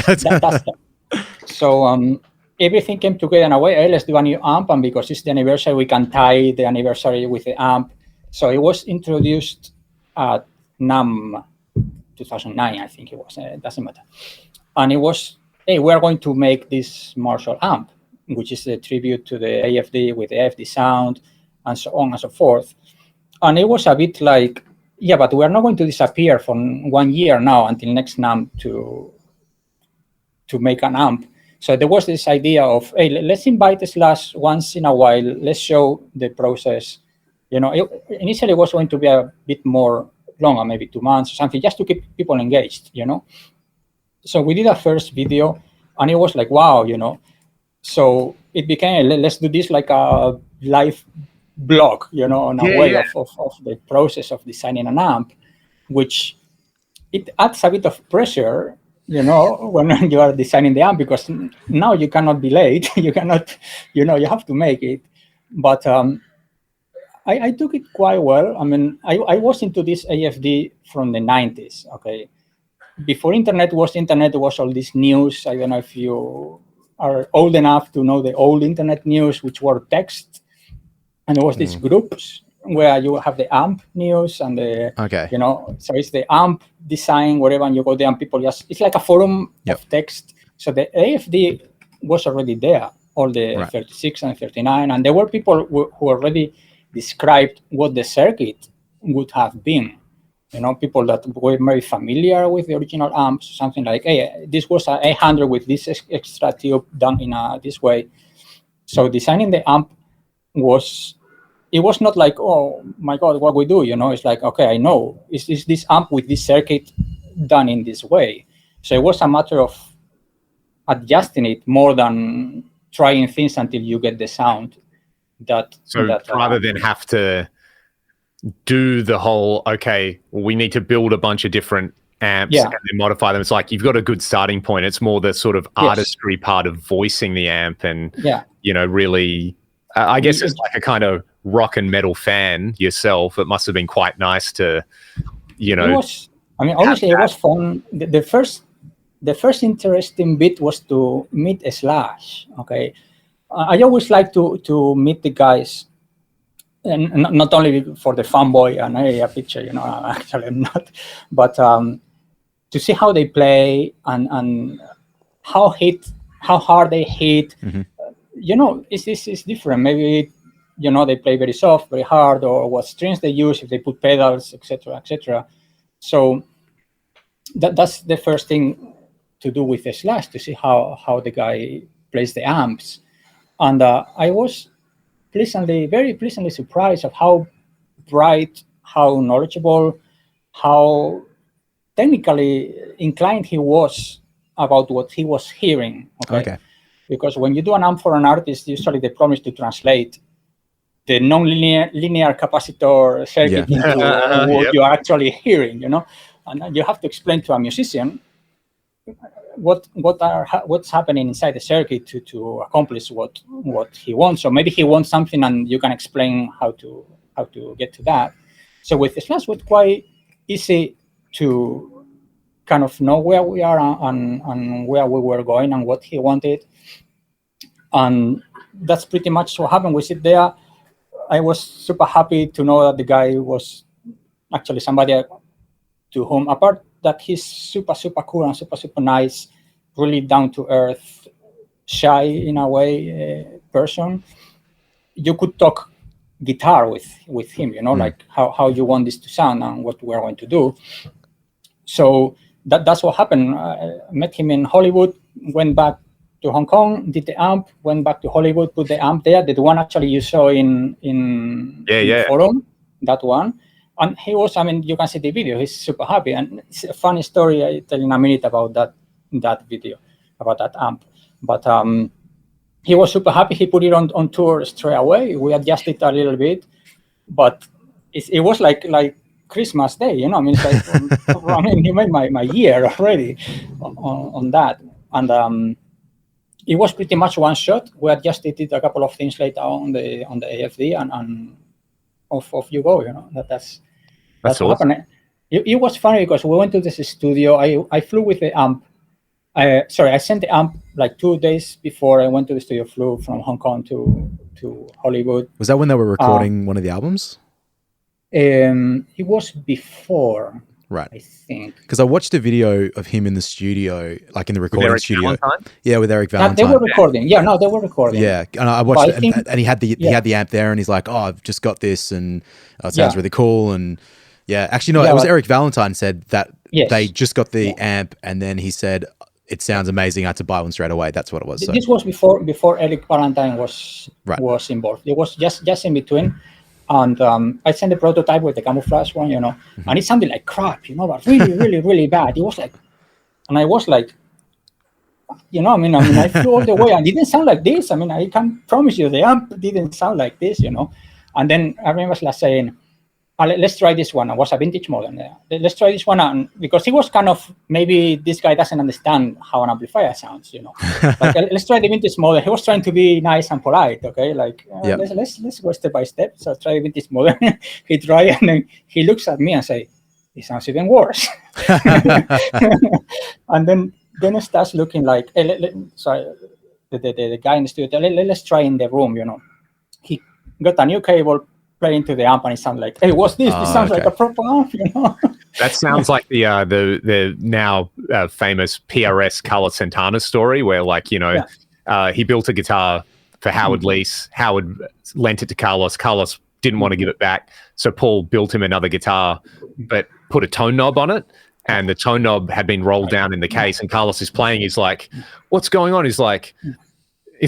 Carlos, turn the tone up. He's like, the guitar doesn't have a tone knob, And he's like, it's a different guitar. And he was like, oh, okay, yeah, you got me, kind of thing. So, yeah, you can imagine the fear and the oh no, what's happening? And how many times has a bad cable nearly ruined something? You can imagine how awkward this was. And it's recorded. Okay, it never went public, but it's been recorded because it was recorded for these AFD videos and so on. And wow. I'm there, the designer, it sounds like shit, and everybody's looking to each other like, what's this? And then suddenly, light comes up and everybody's like, actually, Slash took the guitar off and came and gave me a hug, Yeah, that's awesome. And then we're laughing at the dinner. We were laughing because it's like, I was like, Slash was saying, I was thinking about maybe these guys don't really understand what I want, so I will be step by step, maybe the preamp first and the power amp. And it's like, no, actually, you really understood what I wanted. Yeah. I love that it was him as well. That's like, no, let's go through the signal path here and we'll change the amp first and see if that's the problem. It's like, that's awesome. What a champion. That's awesome. Yeah, I remember the exact phrase was like, I see some preamp thing going. That's what I hear, some preamp thing going. But it's like something is missing or something like that. That was his phrase. Okay. That's Oh man. I mean, he's been through it. He's like at that point, what you'd be 25, 30 years into touring, and when or maybe saying, oh, maybe it's a bad preamp tube or something like that. He's had those experiences. But some don't care. Some musicians couldn't care less about. They just want their Marshall there with the knobs like that, and don't even look at it. He's a funny one too, because I could, if you had said he was just, I don't know, I just rock up and plug my guitar and it sounds like me, I could easily imagine him being that sort of guitar player as well.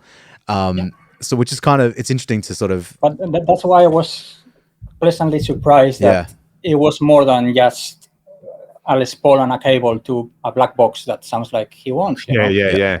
So on that, obviously, then before that, you had worked with Yngwie, who's another, famous big guitar personality. Did you?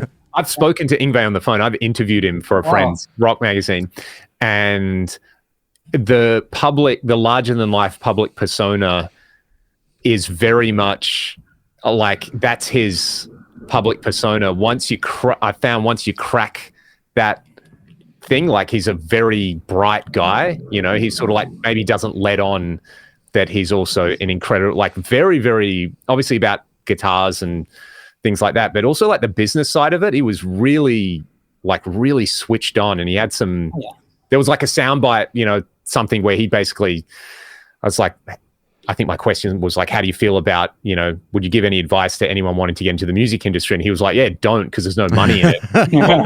Why would a record company give you $1 million? You used to be able to easily make $10 million from that. Now it's just going to go down the toilet. And I was like, someone's finally telling it like it is, So that's the problem. That's the problem with him, is that people don't like to be told the truth. And the guy has no self-censorship, okay? So if he thinks this is shit, he will tell you, this is shit, don't do it. Yeah. And he's just politically incorrect, but he's not trying to be offensive. I mean, maybe 20 years ago he tried, but I don't think he tries. He's just, he doesn't care, Yep. So he sees something that he doesn't like and he says it. And it's up to you how you take it, And some people don't like to take it. Some people are looking for a bad way to take it because it's Yngwie, you know. And some people like the honesty, And for us, I mean, I never had to crack this shell that you mentioned because we are Marshall, okay? So he came. We were thinking to do the Yngwie Malmsteen thing. That was the next one after Kerry King. We talked to him at NAMM show, and he was, people taking pictures and so on in front of the Marshall wall. And somebody came to me, hey, Yngwie wants to talk to you. I was like, come on, you're kidding, I mean, why will Yngwie want to talk to me? I said, no, Yngwie's here. He wants to talk to a Marshall engineer. So I went to him, and I'm here behind the security people, and say, I'm from Marshall. And then he sees me, with the Marshall logo. He moved everybody. He's like, hey, this is the guy from Marshall, the guy from Marshall. And then he grabs me, and everybody taking pictures of us. It's like, okay, hello, Yngwie. First time I met him, Yeah. I was almost shaking because Yngwie is really my guitar hero. Oh, really? Yeah. It's like, I want to play like Yngwie, okay? I mean, not anymore, but when I was, Paul Gilbert was that for me. So yeah, you mentioned him before. You know what I mean, right? Yeah. But he's larger than life, Yes. Musically, as a personality, he's one of a kind, and I guess he's one of those like Marshall loyalists, Oh yeah, and not only Marshall. I only play Marshall. I only drive Ferraris. I only play Fender guitars and the tennis Dunlop or whatever it was. Oh, okay. What brand Fender guitars. So he's like that. So I only play Marshalls, So probably it's the most loyalist, publicly being open about saying I only play Marshalls. Okay. Yep. And of course he came to us and he told me I want my amp with a master volume after the power amp. That was his instruction. Okay. And so that's how it started. And I was working on that amp before the AFD happened. So that's why the AFD has the same power reduction as the Yngwie, because they were kind of done in parallel. So is that to put kind of like a like reactive load sort of thing after it? Is that what he means by master volume, or is it a different sort of a like a post-phase inverter? It's even afterward. This one this reduced the whole power of the amp. So instead of playing 100 watts amp, you just lower until 0.1. I see. Yeah. So, I mean, you lose some stuff. It's not the same as playing full volume, but it helps you if you can crank a 1959 at a room level. Yep.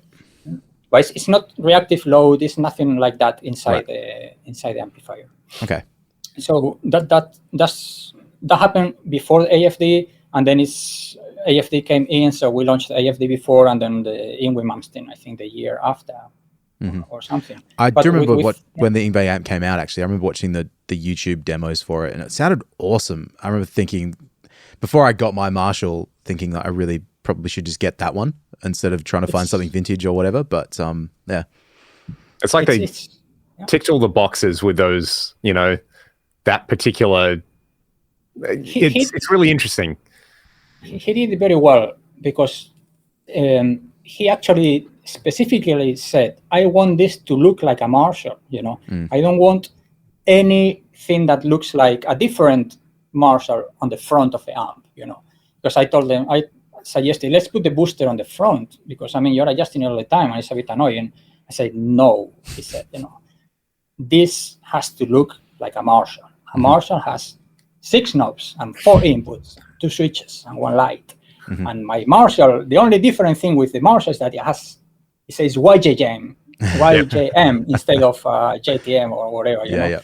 And that was him. And that's actually something that people really appreciated, that it was not tattoos like the Kerry King one or something. It just looked like a Marshall, you know. Yep. And that was him. So credits go to him for that. It's funny that for someone who's so distinctive, yeah, you know, it's a really interesting blend of like big personality, big brand, I guess you like, and it's like, no, it has to, again, you want a Ferrari, if you had a signature Ferrari, you want it to just be red. It has and to be red. Ferrari, Yeah, you know, it's like red, yes.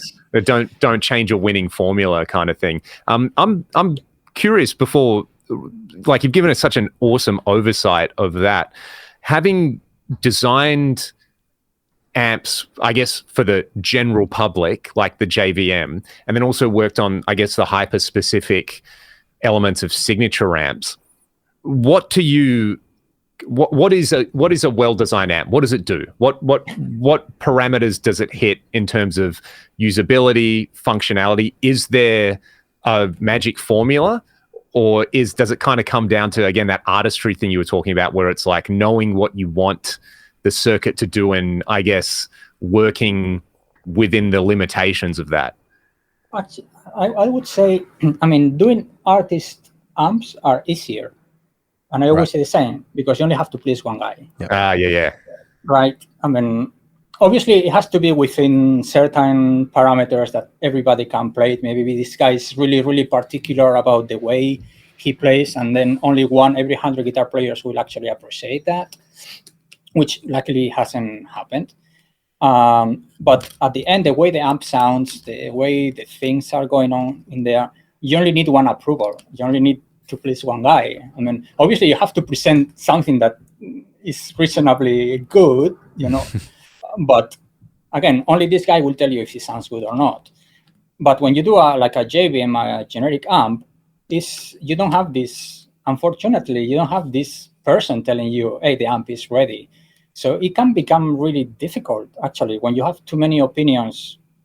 It's like you do a mix and you present to 30 people, and 30 people will tell you 30 different things. Yep. Actually, 30 people will tell you 60 different things, okay? So with an amp, it's the same until it comes to a point that someone has to say, I'm sorry, I mean, this is it, you know? I would put this in the market, I will never, ever finish anything, ever, right? So that's the difference between working with one artist or working with general, right? Yeah. Obviously, there is always some people that has a voice that is maybe louder than the others, you know, like, again, you may invite guitar players, you know that this guy knows how to mix an amp. So you may, I mean, if you work with a very well-known, famous producer, and he tells you how he records his guitar, and he puts your amp in there and it doesn't sound like he wants, you can understand that something is not right, right? So you listen to those things until at some point it says, okay, this is it. I mean, it's not that it's just good enough, but it does what it has to do. The parameters, it's like, what type of amp is it? I mean, is this a metal amp? Is it tight enough? It has enough gain? It's the EQ does enough?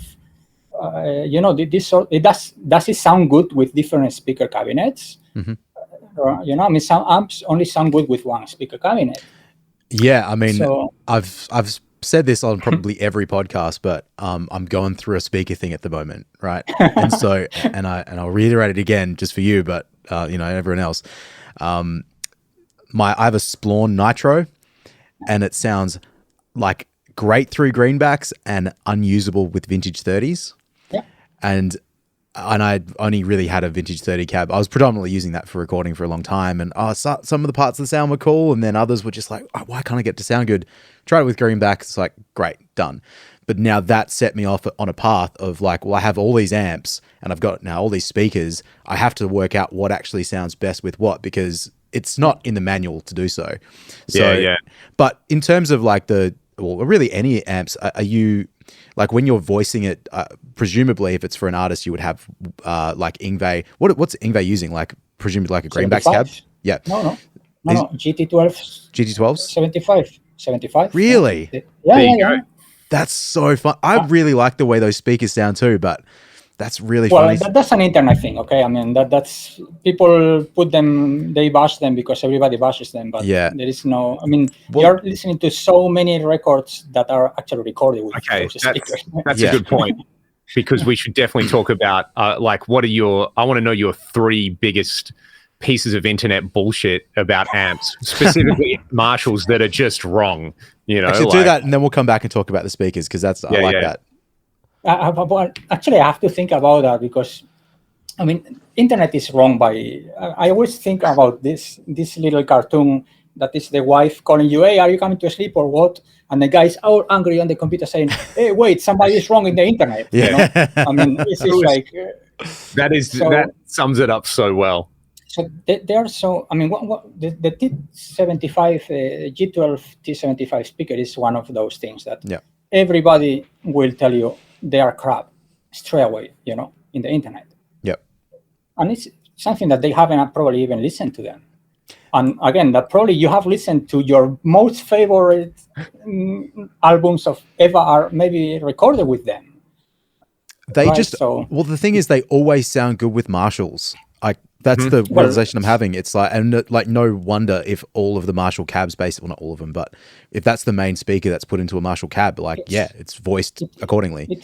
It was the standard Marshall cabinet. I mean, the way it evolved from the.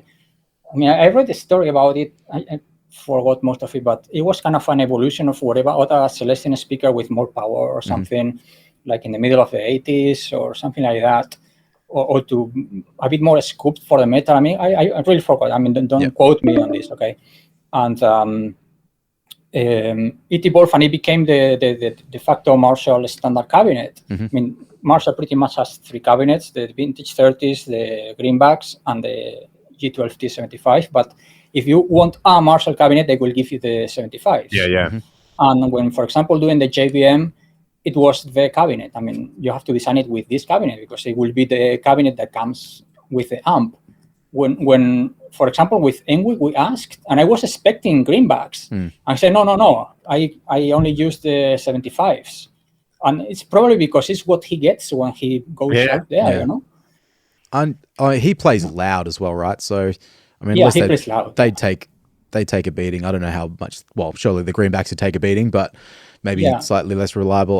Wouldn't quote me on that. But for example, Satriani, he tested everything, even combinations of speakers in the cabinet, and he chose the 75s. Ah, that's cool. Yeah. So, You know, I mean, like, are you gonna argue with these guys? you can go to a forum and tell them, "Hey, you're wrong," you know. I think like when it comes to doing chugga, that sort of thing, I think that they don't sound bad doing it, but I think the character like Vintage 30 works a little bit better with that. So with like for something that's a bit more lead guitar is like single note or like rock, I think that with the T75 works really well in my experience. I mean, the V30s also work really well for that, but yeah. I mean, a rectifier doesn't sound good with 75s. That's for sure. A rectifier probably only sounds good with vintage 30s. Yeah. There's a thing, I feel like with T75s, it's kind of like, despite, if I put a mic on a V30 or a T75, the T75 always feels like it's a little bit further away from me, and the vintage 30 always feels like it's a little bit more up close. Yeah, it has some nasty stuff happening there. Yeah, but that's also an interesting thing where I feel like there's been certain projects that I've worked on trying to get guitar sounds, and this is like a realization I have now, not as I was recording it, but I was trying to get that distance and that kind of like, I feel like it's in particular like an 80s rock, 80s metal thing where it feels like where the guitars actually sit in amongst the band is like just a little bit further away. Obviously there's reverb and stuff associated with that in the mix, but I never get that same sort of distance with V30s. But if I want that like real tight, close, like, V30s just sort of do that immediately. So anyway, that's just an observation, but. Yeah, and the greenbacks is a bit boxier, but in the band, if it's a rock band, it sounds perfect because you have a space for everything. Exactly. You know? So, what was I going to say? Oh, this might be a slightly complicated question, but I'll just ask this while I think of it. If you are voicing an amp for a particular speaker, I mean, again, this might be a really complicated question. So if it is, just we'll ignore it. But like, what exactly in the guts of the amp would you kind of go towards to try and change that? Because I think in terms of a studio engineer, right, I know if I like line up a parametric EQ, I can boost and cut and that sort of, on those sort of things. But is it a holistic component changing in the preamp section and the tone stack, or would you just go like, oh, I'm going to change the bits in the tone stack, or like where would you like kind of lean towards? That's something that you learn by doing. Okay, I mean that's something actually is something that is in quotes wrong in the internet. Okay, that people try to how to say assume or schedule or okay, if you have if you want more highs, you have to change this capacitor. If you want less mids, you have to change this resistor. That's wrong. That's not how it works. Okay, that's like, hey, if you want a heavy metal song, you have to play an E, a C, and a D. You know, and then you have all the Manowar or Metallica or Iron Maiden songs. You know, I mean, so it's not how it works. So you need to know where what you look for is missing, and it may be the overall response on the amp. You know, like you want it more bassy or more trebly or whatever. That's something that you do at the end. So you do like at the power amp side. You know, like it's like you equalizing your microphone. I mean, hey, this amp has more or less highs or whatever, so you balance it at the end because that's where your stuff is missing. Yeah. But if you are playing and it doesn't feel right in whatever place or whatever pickup, whatever, then it's a preamp thing. It's not a power amp overall response. So then you have to know if it's a gain thing or it's maybe too much gain, because you also, again, you can cut things. You know, equalizer has a knob that can be turned down. So you can have too much distortion in the wrong place or not enough distortion in the wrong place, or the way you clip the signal, you kind of, how you say, model the signal, not model, but handle the signal on the amp, shape the signal. It may be changing a different part of the amplifier, you know. So that's something like you learn by doing. Like, in other words, as we'd say here, this is why they pay the big bucks to solve these problems. I spend more time with my amp upside down on my desk than in the box, you know. So you do that. Yeah. Well, I mean, like when I teach, I teach music recording. So I always hammer on about signal flow and gain structure and having an understanding of that over anything else. Like if you can understand that concept, you can apply it to, you know, plugging in your basic PA or doing a recording session or getting your guitar signal right. So as I said, it's interesting because even just from that, like you said, like balancing the low end, that's a power amp thing, or versus other parts, it's a preamp thing. Like that is just really fascinating to me. It's almost like, okay, that's sort of now with the knowledge, the very basic knowledge I have of amp design and stuff, I can sort of like place those things together. It's just really interesting. It's I guess you just need that experience. You have to kind of put your 10,000 hours into to get into the guts and develop the trick. The trick with a guitar amp is that it's non-linear. It's distortion. So it doesn't work like a mixing desk where you can, in theory, you can add the bass of the treble anywhere you want because it's linear. It is 2 + 2 is 4. You know, so it doesn't matter where you add them. But in a guitar, it matters because at some point 2 + 2 is 3. So you lost information, and once the information is lost, it's lost. I love that. That's such a good way of thinking about it. Once the distortion comes out of the amp, there's no way for you to know what the input signal was. When in a mixing desk, because the distortion is so low, 0.00 whatever, that in theory, if you know what you did to the signal, you can know what the signal at the entrance and the input was. You know, in a guitar amp you cannot, because it's non-linear. It's distorted. Distortion is something that comes from nowhere. It's something that is added in a way that the designer hopefully wants, you know, or that thing that is unwanted, you use it for your advantage. So aside from that, we've talked about the Behringer thing and the Marshall thing. What are you keeping yourself busy with now? You mentioned you're doing some designs for other companies, and like what? Can you talk about it, or is that top secret? I mean, without divulging secrets, what's keeping you excited about guitar amps and guitar music at the moment? Well, I guess what keeps me excited about guitar amps is that I'm not doing that many guitar amps, so it doesn't become a job rather than a hobby or a passion or something. Mhm. So I'm doing stuff mostly music industry and pro audio industry. I mean, I've done power amps like PA power amps like 2,000, 3,000 watts. Mhm. I've doing PA speakers. I've done recording interfaces for people like Guitar Center and microphone preamps. That's cool. You know, a bit of everything. Yeah, it's a completely different. It's the same physics, but it's a different thing, a different goal. You know, Yep. when you're like, now the goal is to be the lowest noise, you know, for a microphone preamp and Yep. so on, pristine, low distortion. So you have to, you know, measure stuff and so on. I've been then doing some guitar pedals here and there. I mean, I've been doing guitar amps for, I don't know if you know the brand Harmonies, Yeah. BandLab. Yeah, I did the Harmony amps. Oh, really? Yeah, Very cool. Tesco pedals. Oh, yeah, for okay. them. Yep. I've done soft tube, the fader. I don't know if you know really? okay, I did that one. That's cool. You know, The little yeah, what's it called? it's the- console one fader. The control and for yeah. They look really cool. Yeah.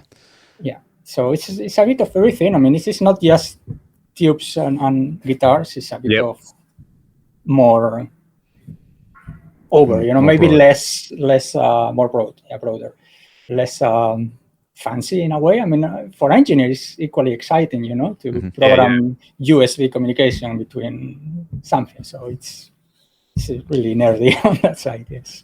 Sure.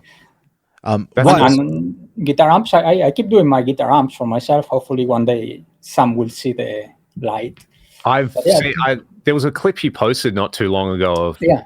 you know, it was like, to me, it was like an ideal, you know, here's the slightly lower gain and it sounds like AC/DC, and then you turn up the gain or you turn up your volume knob and it's just like the brown sound thing. That's in hopefully next year. Let's see. Hopefully. Oh, awesome. Well, Yes. when it does come out, we'll have to talk to you in depth again about Sure, anytime. Yeah, about yeah. it. It's fun. awesome. What, you know, I want to move away, but before we kind of wrap up, you know, you kind of mentioned the Flying V and Marshall thing in the early 80s. Are there any like new bands or newer stuff that you hear at the time that, you know, kind of reconnects you to that feeling that initially really made you love distorted guitar noises? Honestly, I have to say that not really. You know, I mean, I kind of stopped listening to new music maybe in year 2000. I mean, don't get me wrong. I mean, I put the radio, okay, the internet radio or whatever, and I listen to modern music. You But got to Limp Bizkit and like nothing else. before that. So I mean, it doesn't excite me to the point like I would buy this or whatever. It's just, I mean, there's nothing wrong with it. It's just not my. Yep. You know what excites me. I mean, there are sometimes you hear modern music which maybe is not metal, which actually is really good. You know, Foo Fighters, for example, or people like that. I mean, there is of course a lot of marketing. Even Lady Gaga, you know, that you say it's tacky or whatever. But yeah, but if you listen to the music as a music, it's actually really well recorded with, as I like to think, with probably human musicians playing music, which is one of the reasons which actually I don't listen to new music, because I don't want to listen to a drum machine with a sequence based with an auto tune. Sure. You know, I appreciate people singing out of tune, you know, because I know how hard it is to sing in tune. Yeah. And you know how hard it is to play guitar. So when somebody plays a solo and has two wrong notes, makes you feel more human, you know? Like, it's like that feeling of being on the edge of like, this could all just be the worst thing possible. But it's at the end, it's the art thing. It's like you listen to a band playing live, like you guys play or whatever, and you play the wrong chord or whatever. That's the fun of it, you know. I mean, that's why you play in a band, because probably in the next gig you will try not to play the wrong chord there, because you are progressing as a musician, and you know. There's definitely a lot of that. I think that's part of the fun of coming to see Ragdoll anyway. It's like, you know, Lots of Are wrong they going to notes. play the same chord at the same time? Or is it going to be, there's only like 4 chords, but are they going to be in the right order? Mate, you got to get back onto the EDC and just play manual songs. Exactly. That's you play the EDC, but at least they're in tune. It's like, But this is like modern music. First of all, compression. It annoys me. Okay? I mean, the view meter just goes there, stays there. The song ends, goes to 0. Then it's like, where are the dynamics? I mean, just put a Deep Purple record for the 70s, and when the kick drum kicks, the view meter moves up, because it's actually there's some dynamics and so on. There's people singing, there's people playing bass. Sometimes you can even hear where somebody made a mistake, in record. Maybe not a mistake, but that you fret, you press the note a bit over the fret, and So that's what the character actually I like from listening to music, And modern music, that's all gone. It's all sequence, all in the, people spend more time, as quantizing things, putting the beats perfectly, it's like. It's kind of like what you said with the compliance thing, I guess. Like if you have to put something out for like mass consumption, there's that level that you like with compression where it has to be, unfortunately, at a certain volume level. And I think the last conversation Leon and I had just in terms of mixing and how like his band's developed and my work's developed, it's changed over a couple of years as you learn more things. But previously it was all about, for me, like how do you get stuff as loud as possible to be competitive. Now it's not the opposite of that, but how do I actually make things feel dynamic but also be loud? That's a completely different art. It's almost like amps. Well, I remember in the early 2000s I was like, oh well, obviously you would buy a 4-channel amp is going to be just better than a 1-channel amp, like, because then you have more stuff, when a lot of the time sometimes just like there's more ways to make it sound bad. You get 4 bad guitar sounds instead of 1. Exactly. So it's I don't know, I mean, also one evolves to a better or worse place with age. I'm sure if I was 20 years younger I would be super happy listening to modern metal, but at the moment, I mean, I listen to it, I appreciate it. It's not something that I will buy in a way. But if the band comes and plays here, I will go and see them. Right. That's it's not. This is just noisy crap with a rectifier and a tube screamer, just noise. No, I mean, it's not. Being in Hong Kong has has stuff fully opened back up again? Are you having bands and artists come through? Yeah. It's slowly. I mean, it's fully open. Okay. Yeah. The thing comes, that the people come is a different thing, but it's no restrictions, everything. I mean, there are concerts. For example, Mr. Big are coming in a month. I think. Wow. Yeah. And I think Guns N' Roses, maybe end of the year, they were thinking. I mean, they come from time to time. It's not the best place in Asia for rock and roll, that's for sure. Right. I mean, that if you want that would be like Singapore or Manila, Taiwan, Korea. Japan, of course, Indonesia, But I remember talking to the Mr. Big guys a couple of years, maybe 5 years ago already, that they say we play in Hong Kong because logistically we fly there, so we are there, so it's very cheap for us to play. But if we had to go there, we wouldn't go because we don't put as many people as we put in Singapore, for example. But there is this. How you call it? We usually get them on the way through as well, being in Australia. So. Australia sometimes it's a different tour than maybe they just go to Australia. I mean, for a holiday.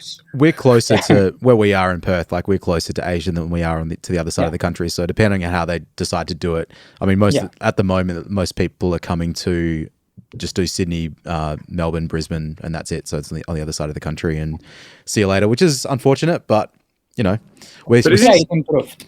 is interesting though, because obviously like the Asian music market is gigantic and all those musicians love gear just as much as everybody in the US or Europe or Asia. So have you seen, I guess, from the other side of it, like the kind of marketing manufacturing side of things, where especially I guess 21st century, that market really has exploded in terms of like just people Well, consuming China, here? yeah, China exploded quite fast in China mainland. I mean, the thing is that Hong Kong and Singapore is like one of the two richest cities in the world. Okay. Yeah. So if you want to buy a limited edition PRS for $100,000, you will find it here. Okay, because people make that on a day. Yep. So the perspective is a bit different. But for example, rock and roll in Hong Kong is not popular. It was not popular. When I came here in 2001, people didn't know who Metallica was, okay? Yeah. So that's what they like, the canto pop and the yeah. J-pop and the K-pop and whatever pop thing, But the rock and roll was a very underground thing, I mean, from time to time you see somebody with a Guns N' Roses shirt, but they don't know what it is. They just wear it because it's fashion. Cool, okay? Yeah. You don't just go give them a hug like, oh, finally. Yeah, but in other places like Singapore is more international for that, and Philippines, I mean, they are musicians. Yep. There. I mean, it's one of those places where everybody can play, as like Brazil, that Yep. you give them whatever and they just play, and it's like, shit, I took 12 years to learn this, and this guy just comes here and Just plays it off nowhere, Troy, yeah, that story the other week you were talking about on the podcast about, Well, I'm Indonesian. I'm half Indonesian. Mm-hmm. So the last time I went to Bali, it was just I won't tell the whole story because it's a bit boring. But yeah, just you walk into any hotel or any pub or whatever, and there's just musicians there. But my dad was from Sumatra, so he's Batak. So all of the Batak people that I met just by coincidence looked like me with like long hair, band t-shirts, and dressed in like leather pants. I don't dress in leather pants, but they all had that. Yeah, it was really funny, and they they were the best musicians I saw, and it's just they just Indonesia really is also one of those. Actually, I remember one of the Slash played in Singapore. Mm-hmm. I went there, and an Indonesian band opened for them, and it was huge. I mean, there were people that were going only to see them. They didn't go to see Slash. That's phenomenal. Yeah, they want to see. I think India is the other one as well. We have some friends here in Perth who are in a band called Carnival, who are a massive modern kind of prog metal band, but they went and did a massive festival headliner in India a couple of years ago. Just because they're so popular, and guitar music is so popular there as well. I don't really know India. I mean, I'm not that connected there. But for example, in China, I know that hard rock metal is very popular in like Beijing, Shanghai, in Shenzhen, and Guangzhou. It's a lot of people playing in bands and becoming. And these very, are very cities that have more people living in them than the entirety of Australia. So yes, one of those. In perspective, where it's like, I think especially if you grow up in the Anglosphere like we did, where you just kind of think that the world revolves around you, but there's the majority of the human population lives in these places, and that's and that applies to the marketing and the business part of the business. Okay, like usually when you may say, okay, the biggest market is the US, so you always design something thinking of the US. Okay, just because it's big and they have money, but it's slowly changing, because I mean, how many potential Chinese customers you will have? I mean, a lot, okay? A lot. And you sell 0.0001% of the population in China, and you already sold 100,000 pieces. Yep. Which you don't dream to sell them in Spain, okay? So it's you have to be careful with this market perception. Like, okay, this is done for the guitar market. Okay, this is obviously our main market is US, Europe, and Japan. Australia, you do take whatever the other guys will take, because you are like Europeans living in the pretty much, in the down, down kind of like a good example would be football, soccer, right? Where it's football, like football. Yeah. No, it's soccer. We have real football over here, so no, football is you see. I don't want to make the mistake calling it soccer to someone born in Spain. I've made that mistake before, but where it's like came from a very particular part of the world, but the market that picked it up and ran with it, that now dominates it, is not where it started. And I mean, for me, I kind of see that with like if you think of the history of electric guitar, it's not that old. It's only really been around for 70, 80 years, just because it's been dominated by the American market and the European market. That's not necessarily where its future lies, where, as you said, how many, or like another great example is like cricket, started in England. It was like very much like a gentleman's game. And it's like a second religion in India now. Like everyone, it's just the cows and the cricket. It's like everyone there knows who, Sachin Tendulkar is, or Virat Kohli, and they're demigods there. And it's like, if you've got places like this where it's like Slash or Yngwie or, like I'm sure a lot of those people know even who like Dave Grohl is, it's like you go from being well known in one place to just being astronomical in another. If you look to the past, it's like it was Japan before, okay? Heavy metal was huge in Japan. I mean, there were gods, people just going, everything was recorded in Japan. Hey, live in Budokan, live in Shibuya, live in Budokan, because it was huge. And these people couldn't walk in the street because they had this crazy amount of otaku, the crazy Japanese just going after them. And that kind of evolved. And in a way, I mean, it's different because it's it's 50 years ago. But now, in a way, it's happening in this new India, China, it's just like a new thing for them. They are starting to somehow discover the modern music, which started in UK. I mean, rock and roll is pretty much a UK thing, but it became big in the US because the market is big. So now it's shifting to as they get into the pop stuff and it's like it's like a very good application of that allegedly Chinese proverb of like, may you live in interesting times, which it's very, very interesting for a lot of reasons, but which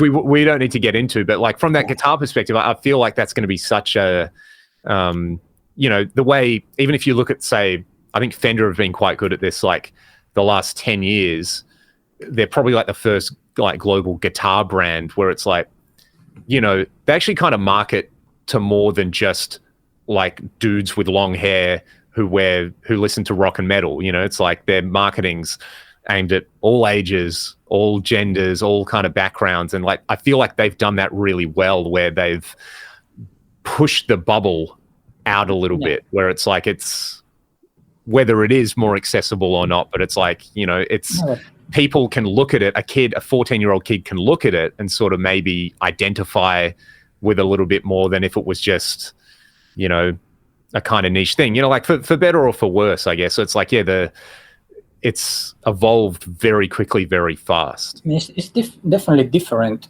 I mean, you can buy a guitar for nothing today, a good guitar, you can just go and buy it like who buys, anything. You can buy a very good amp or interface or, plugins or whatever you want, and you can sound good. And you can just go online, and you can learn to play guitar. You can, maybe you only want to play one song, you can learn just one song, and you just go and play it. Whether in the past, it was, you couldn't do that. And you had to learn to play guitar before you could even dream of playing an Iron Maiden song. It's like... So it's a different way of how open or how easy to get information is. How easy is to get the right information or how easy is to get the wrong information, okay? Which is dangerous in a way, because how can, it's again the internet bullshit that we talked before. It's like, how can you tell everybody that everybody are wrong when everybody thinks they are right? It's like, you cannot do that. So it's the power and the way things are nowadays make everything much easier. Fender becomes like a household brand because everybody knows Fender. So you can play heavy metal with a Fender Strat now because it's accepted. I mean, 20 years ago, it's like, what's this guy? Only Richie Blackmore, only Malmsteen and Richie Blackmore. The rest you have, humbucker, sorry, So it becomes like that. Marshall become more of a Bluetooth speaker company. I mean, you just Google Marshall and it will appear only Bluetooth speakers, no guitar amps anymore. And people in the street, you tell them, hey, I work for Marshall. They will tell you, the Bluetooth speaker, the headphones and stuff. Yeah, the headphone company. So things are evolving in a way. Those companies obviously are established, the brand name are there. then there are new companies which are slowly, like Fractal, for example, it's new in a way in comparison, that make their own space in the business. Some people like Neural, maybe they jump in and try to get their own thing, doing things that companies probably like Fender or Marshall couldn't do, just because it's the wrong product for them. It's too ambitious or too daring or too whatever, too expensive or so. So now it's much easier to do that as a startup. It's very easy for me to do a pedal and I put it tomorrow on YouTube and I know I have 3,000 views straight away. Just because when in the past it was impossible, So how easy to get you have a YouTube channel. So it's not easy. Don't get me wrong. You have to do it for years until you get the numbers add up, right? Yeah. But it's easy. You just need a computer and a camera. You don't need anything else. You just have to be good at your content or whatever. Yeah. Right? It's still ridiculous to me that just a schlub like me can, with a camera, like all I need is a camera and an internet connection. And, I can talk to people like you, or I can talk to people all around the world whose work I really respect. And it doesn't feel weird. It doesn't feel like hang on, that's,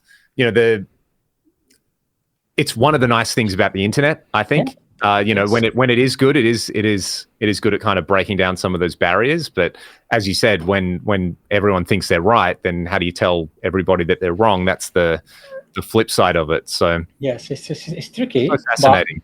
But again, people like you, I don't know how many followers you have, but some people have millions, okay, hundreds of thousands. You have more followers than the band. That you maybe are like, oh, I really love this musician or this band, and they have less followers than you. Right. It's crazy, right? It is crazy the way that again it's good, but it's crazy if you think about it. Information and reach and all these kind of, I still think it's going to take a generation or two for people to actually understand what the internet really is and how we should use it. Kind of like, guitar amps. It's, there's a story of Clapton cranking up his Marshall, and it was still back when studio engineers wore like lab coats, and it's like, that's bad. And it's like, well, I'm going to do it, try and stop me. So if it feels good, do it.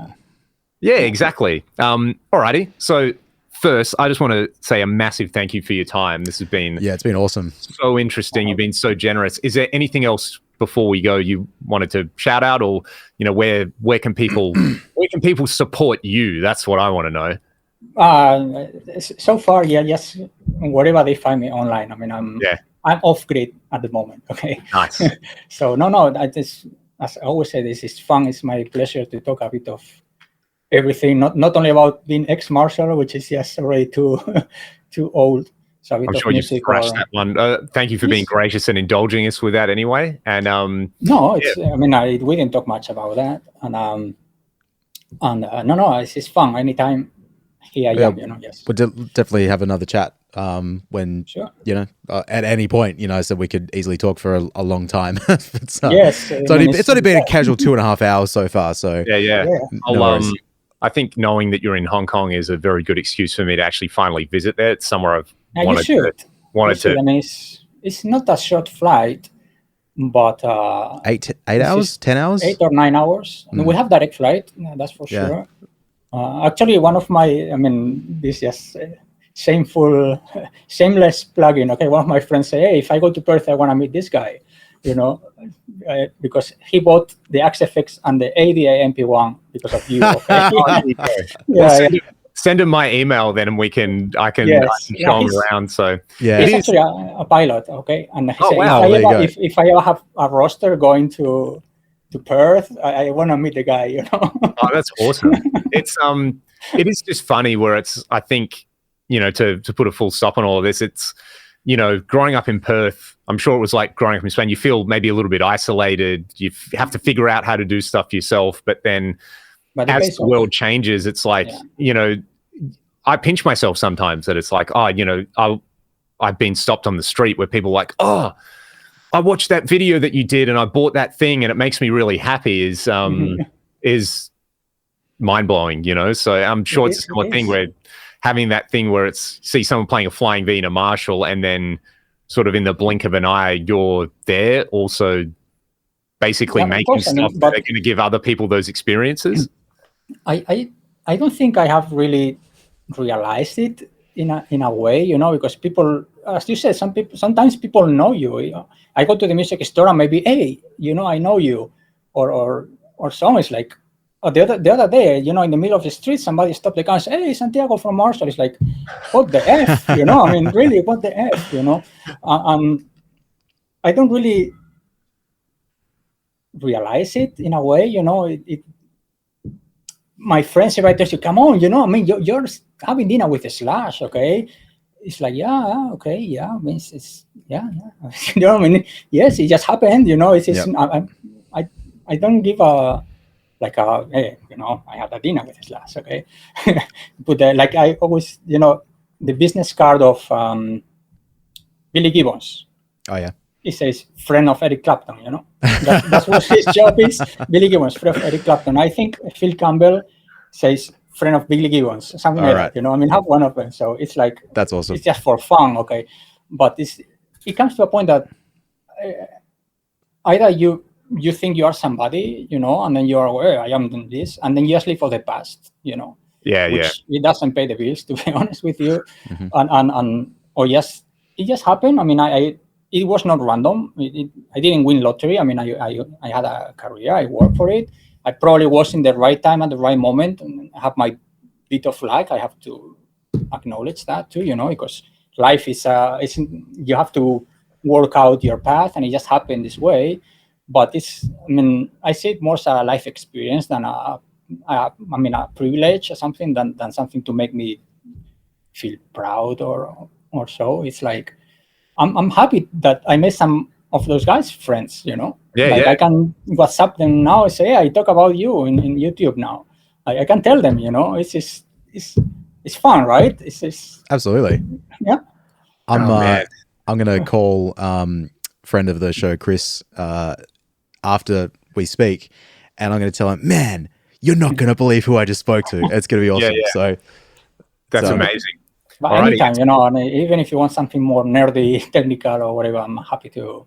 Believe me, we do. We must do this again. Santiago, thank you so much for your time. To everybody listening, we hope you enjoyed the chat, and we will see you on the next episode of the Gear Podcast. See you later, everyone. Thank you.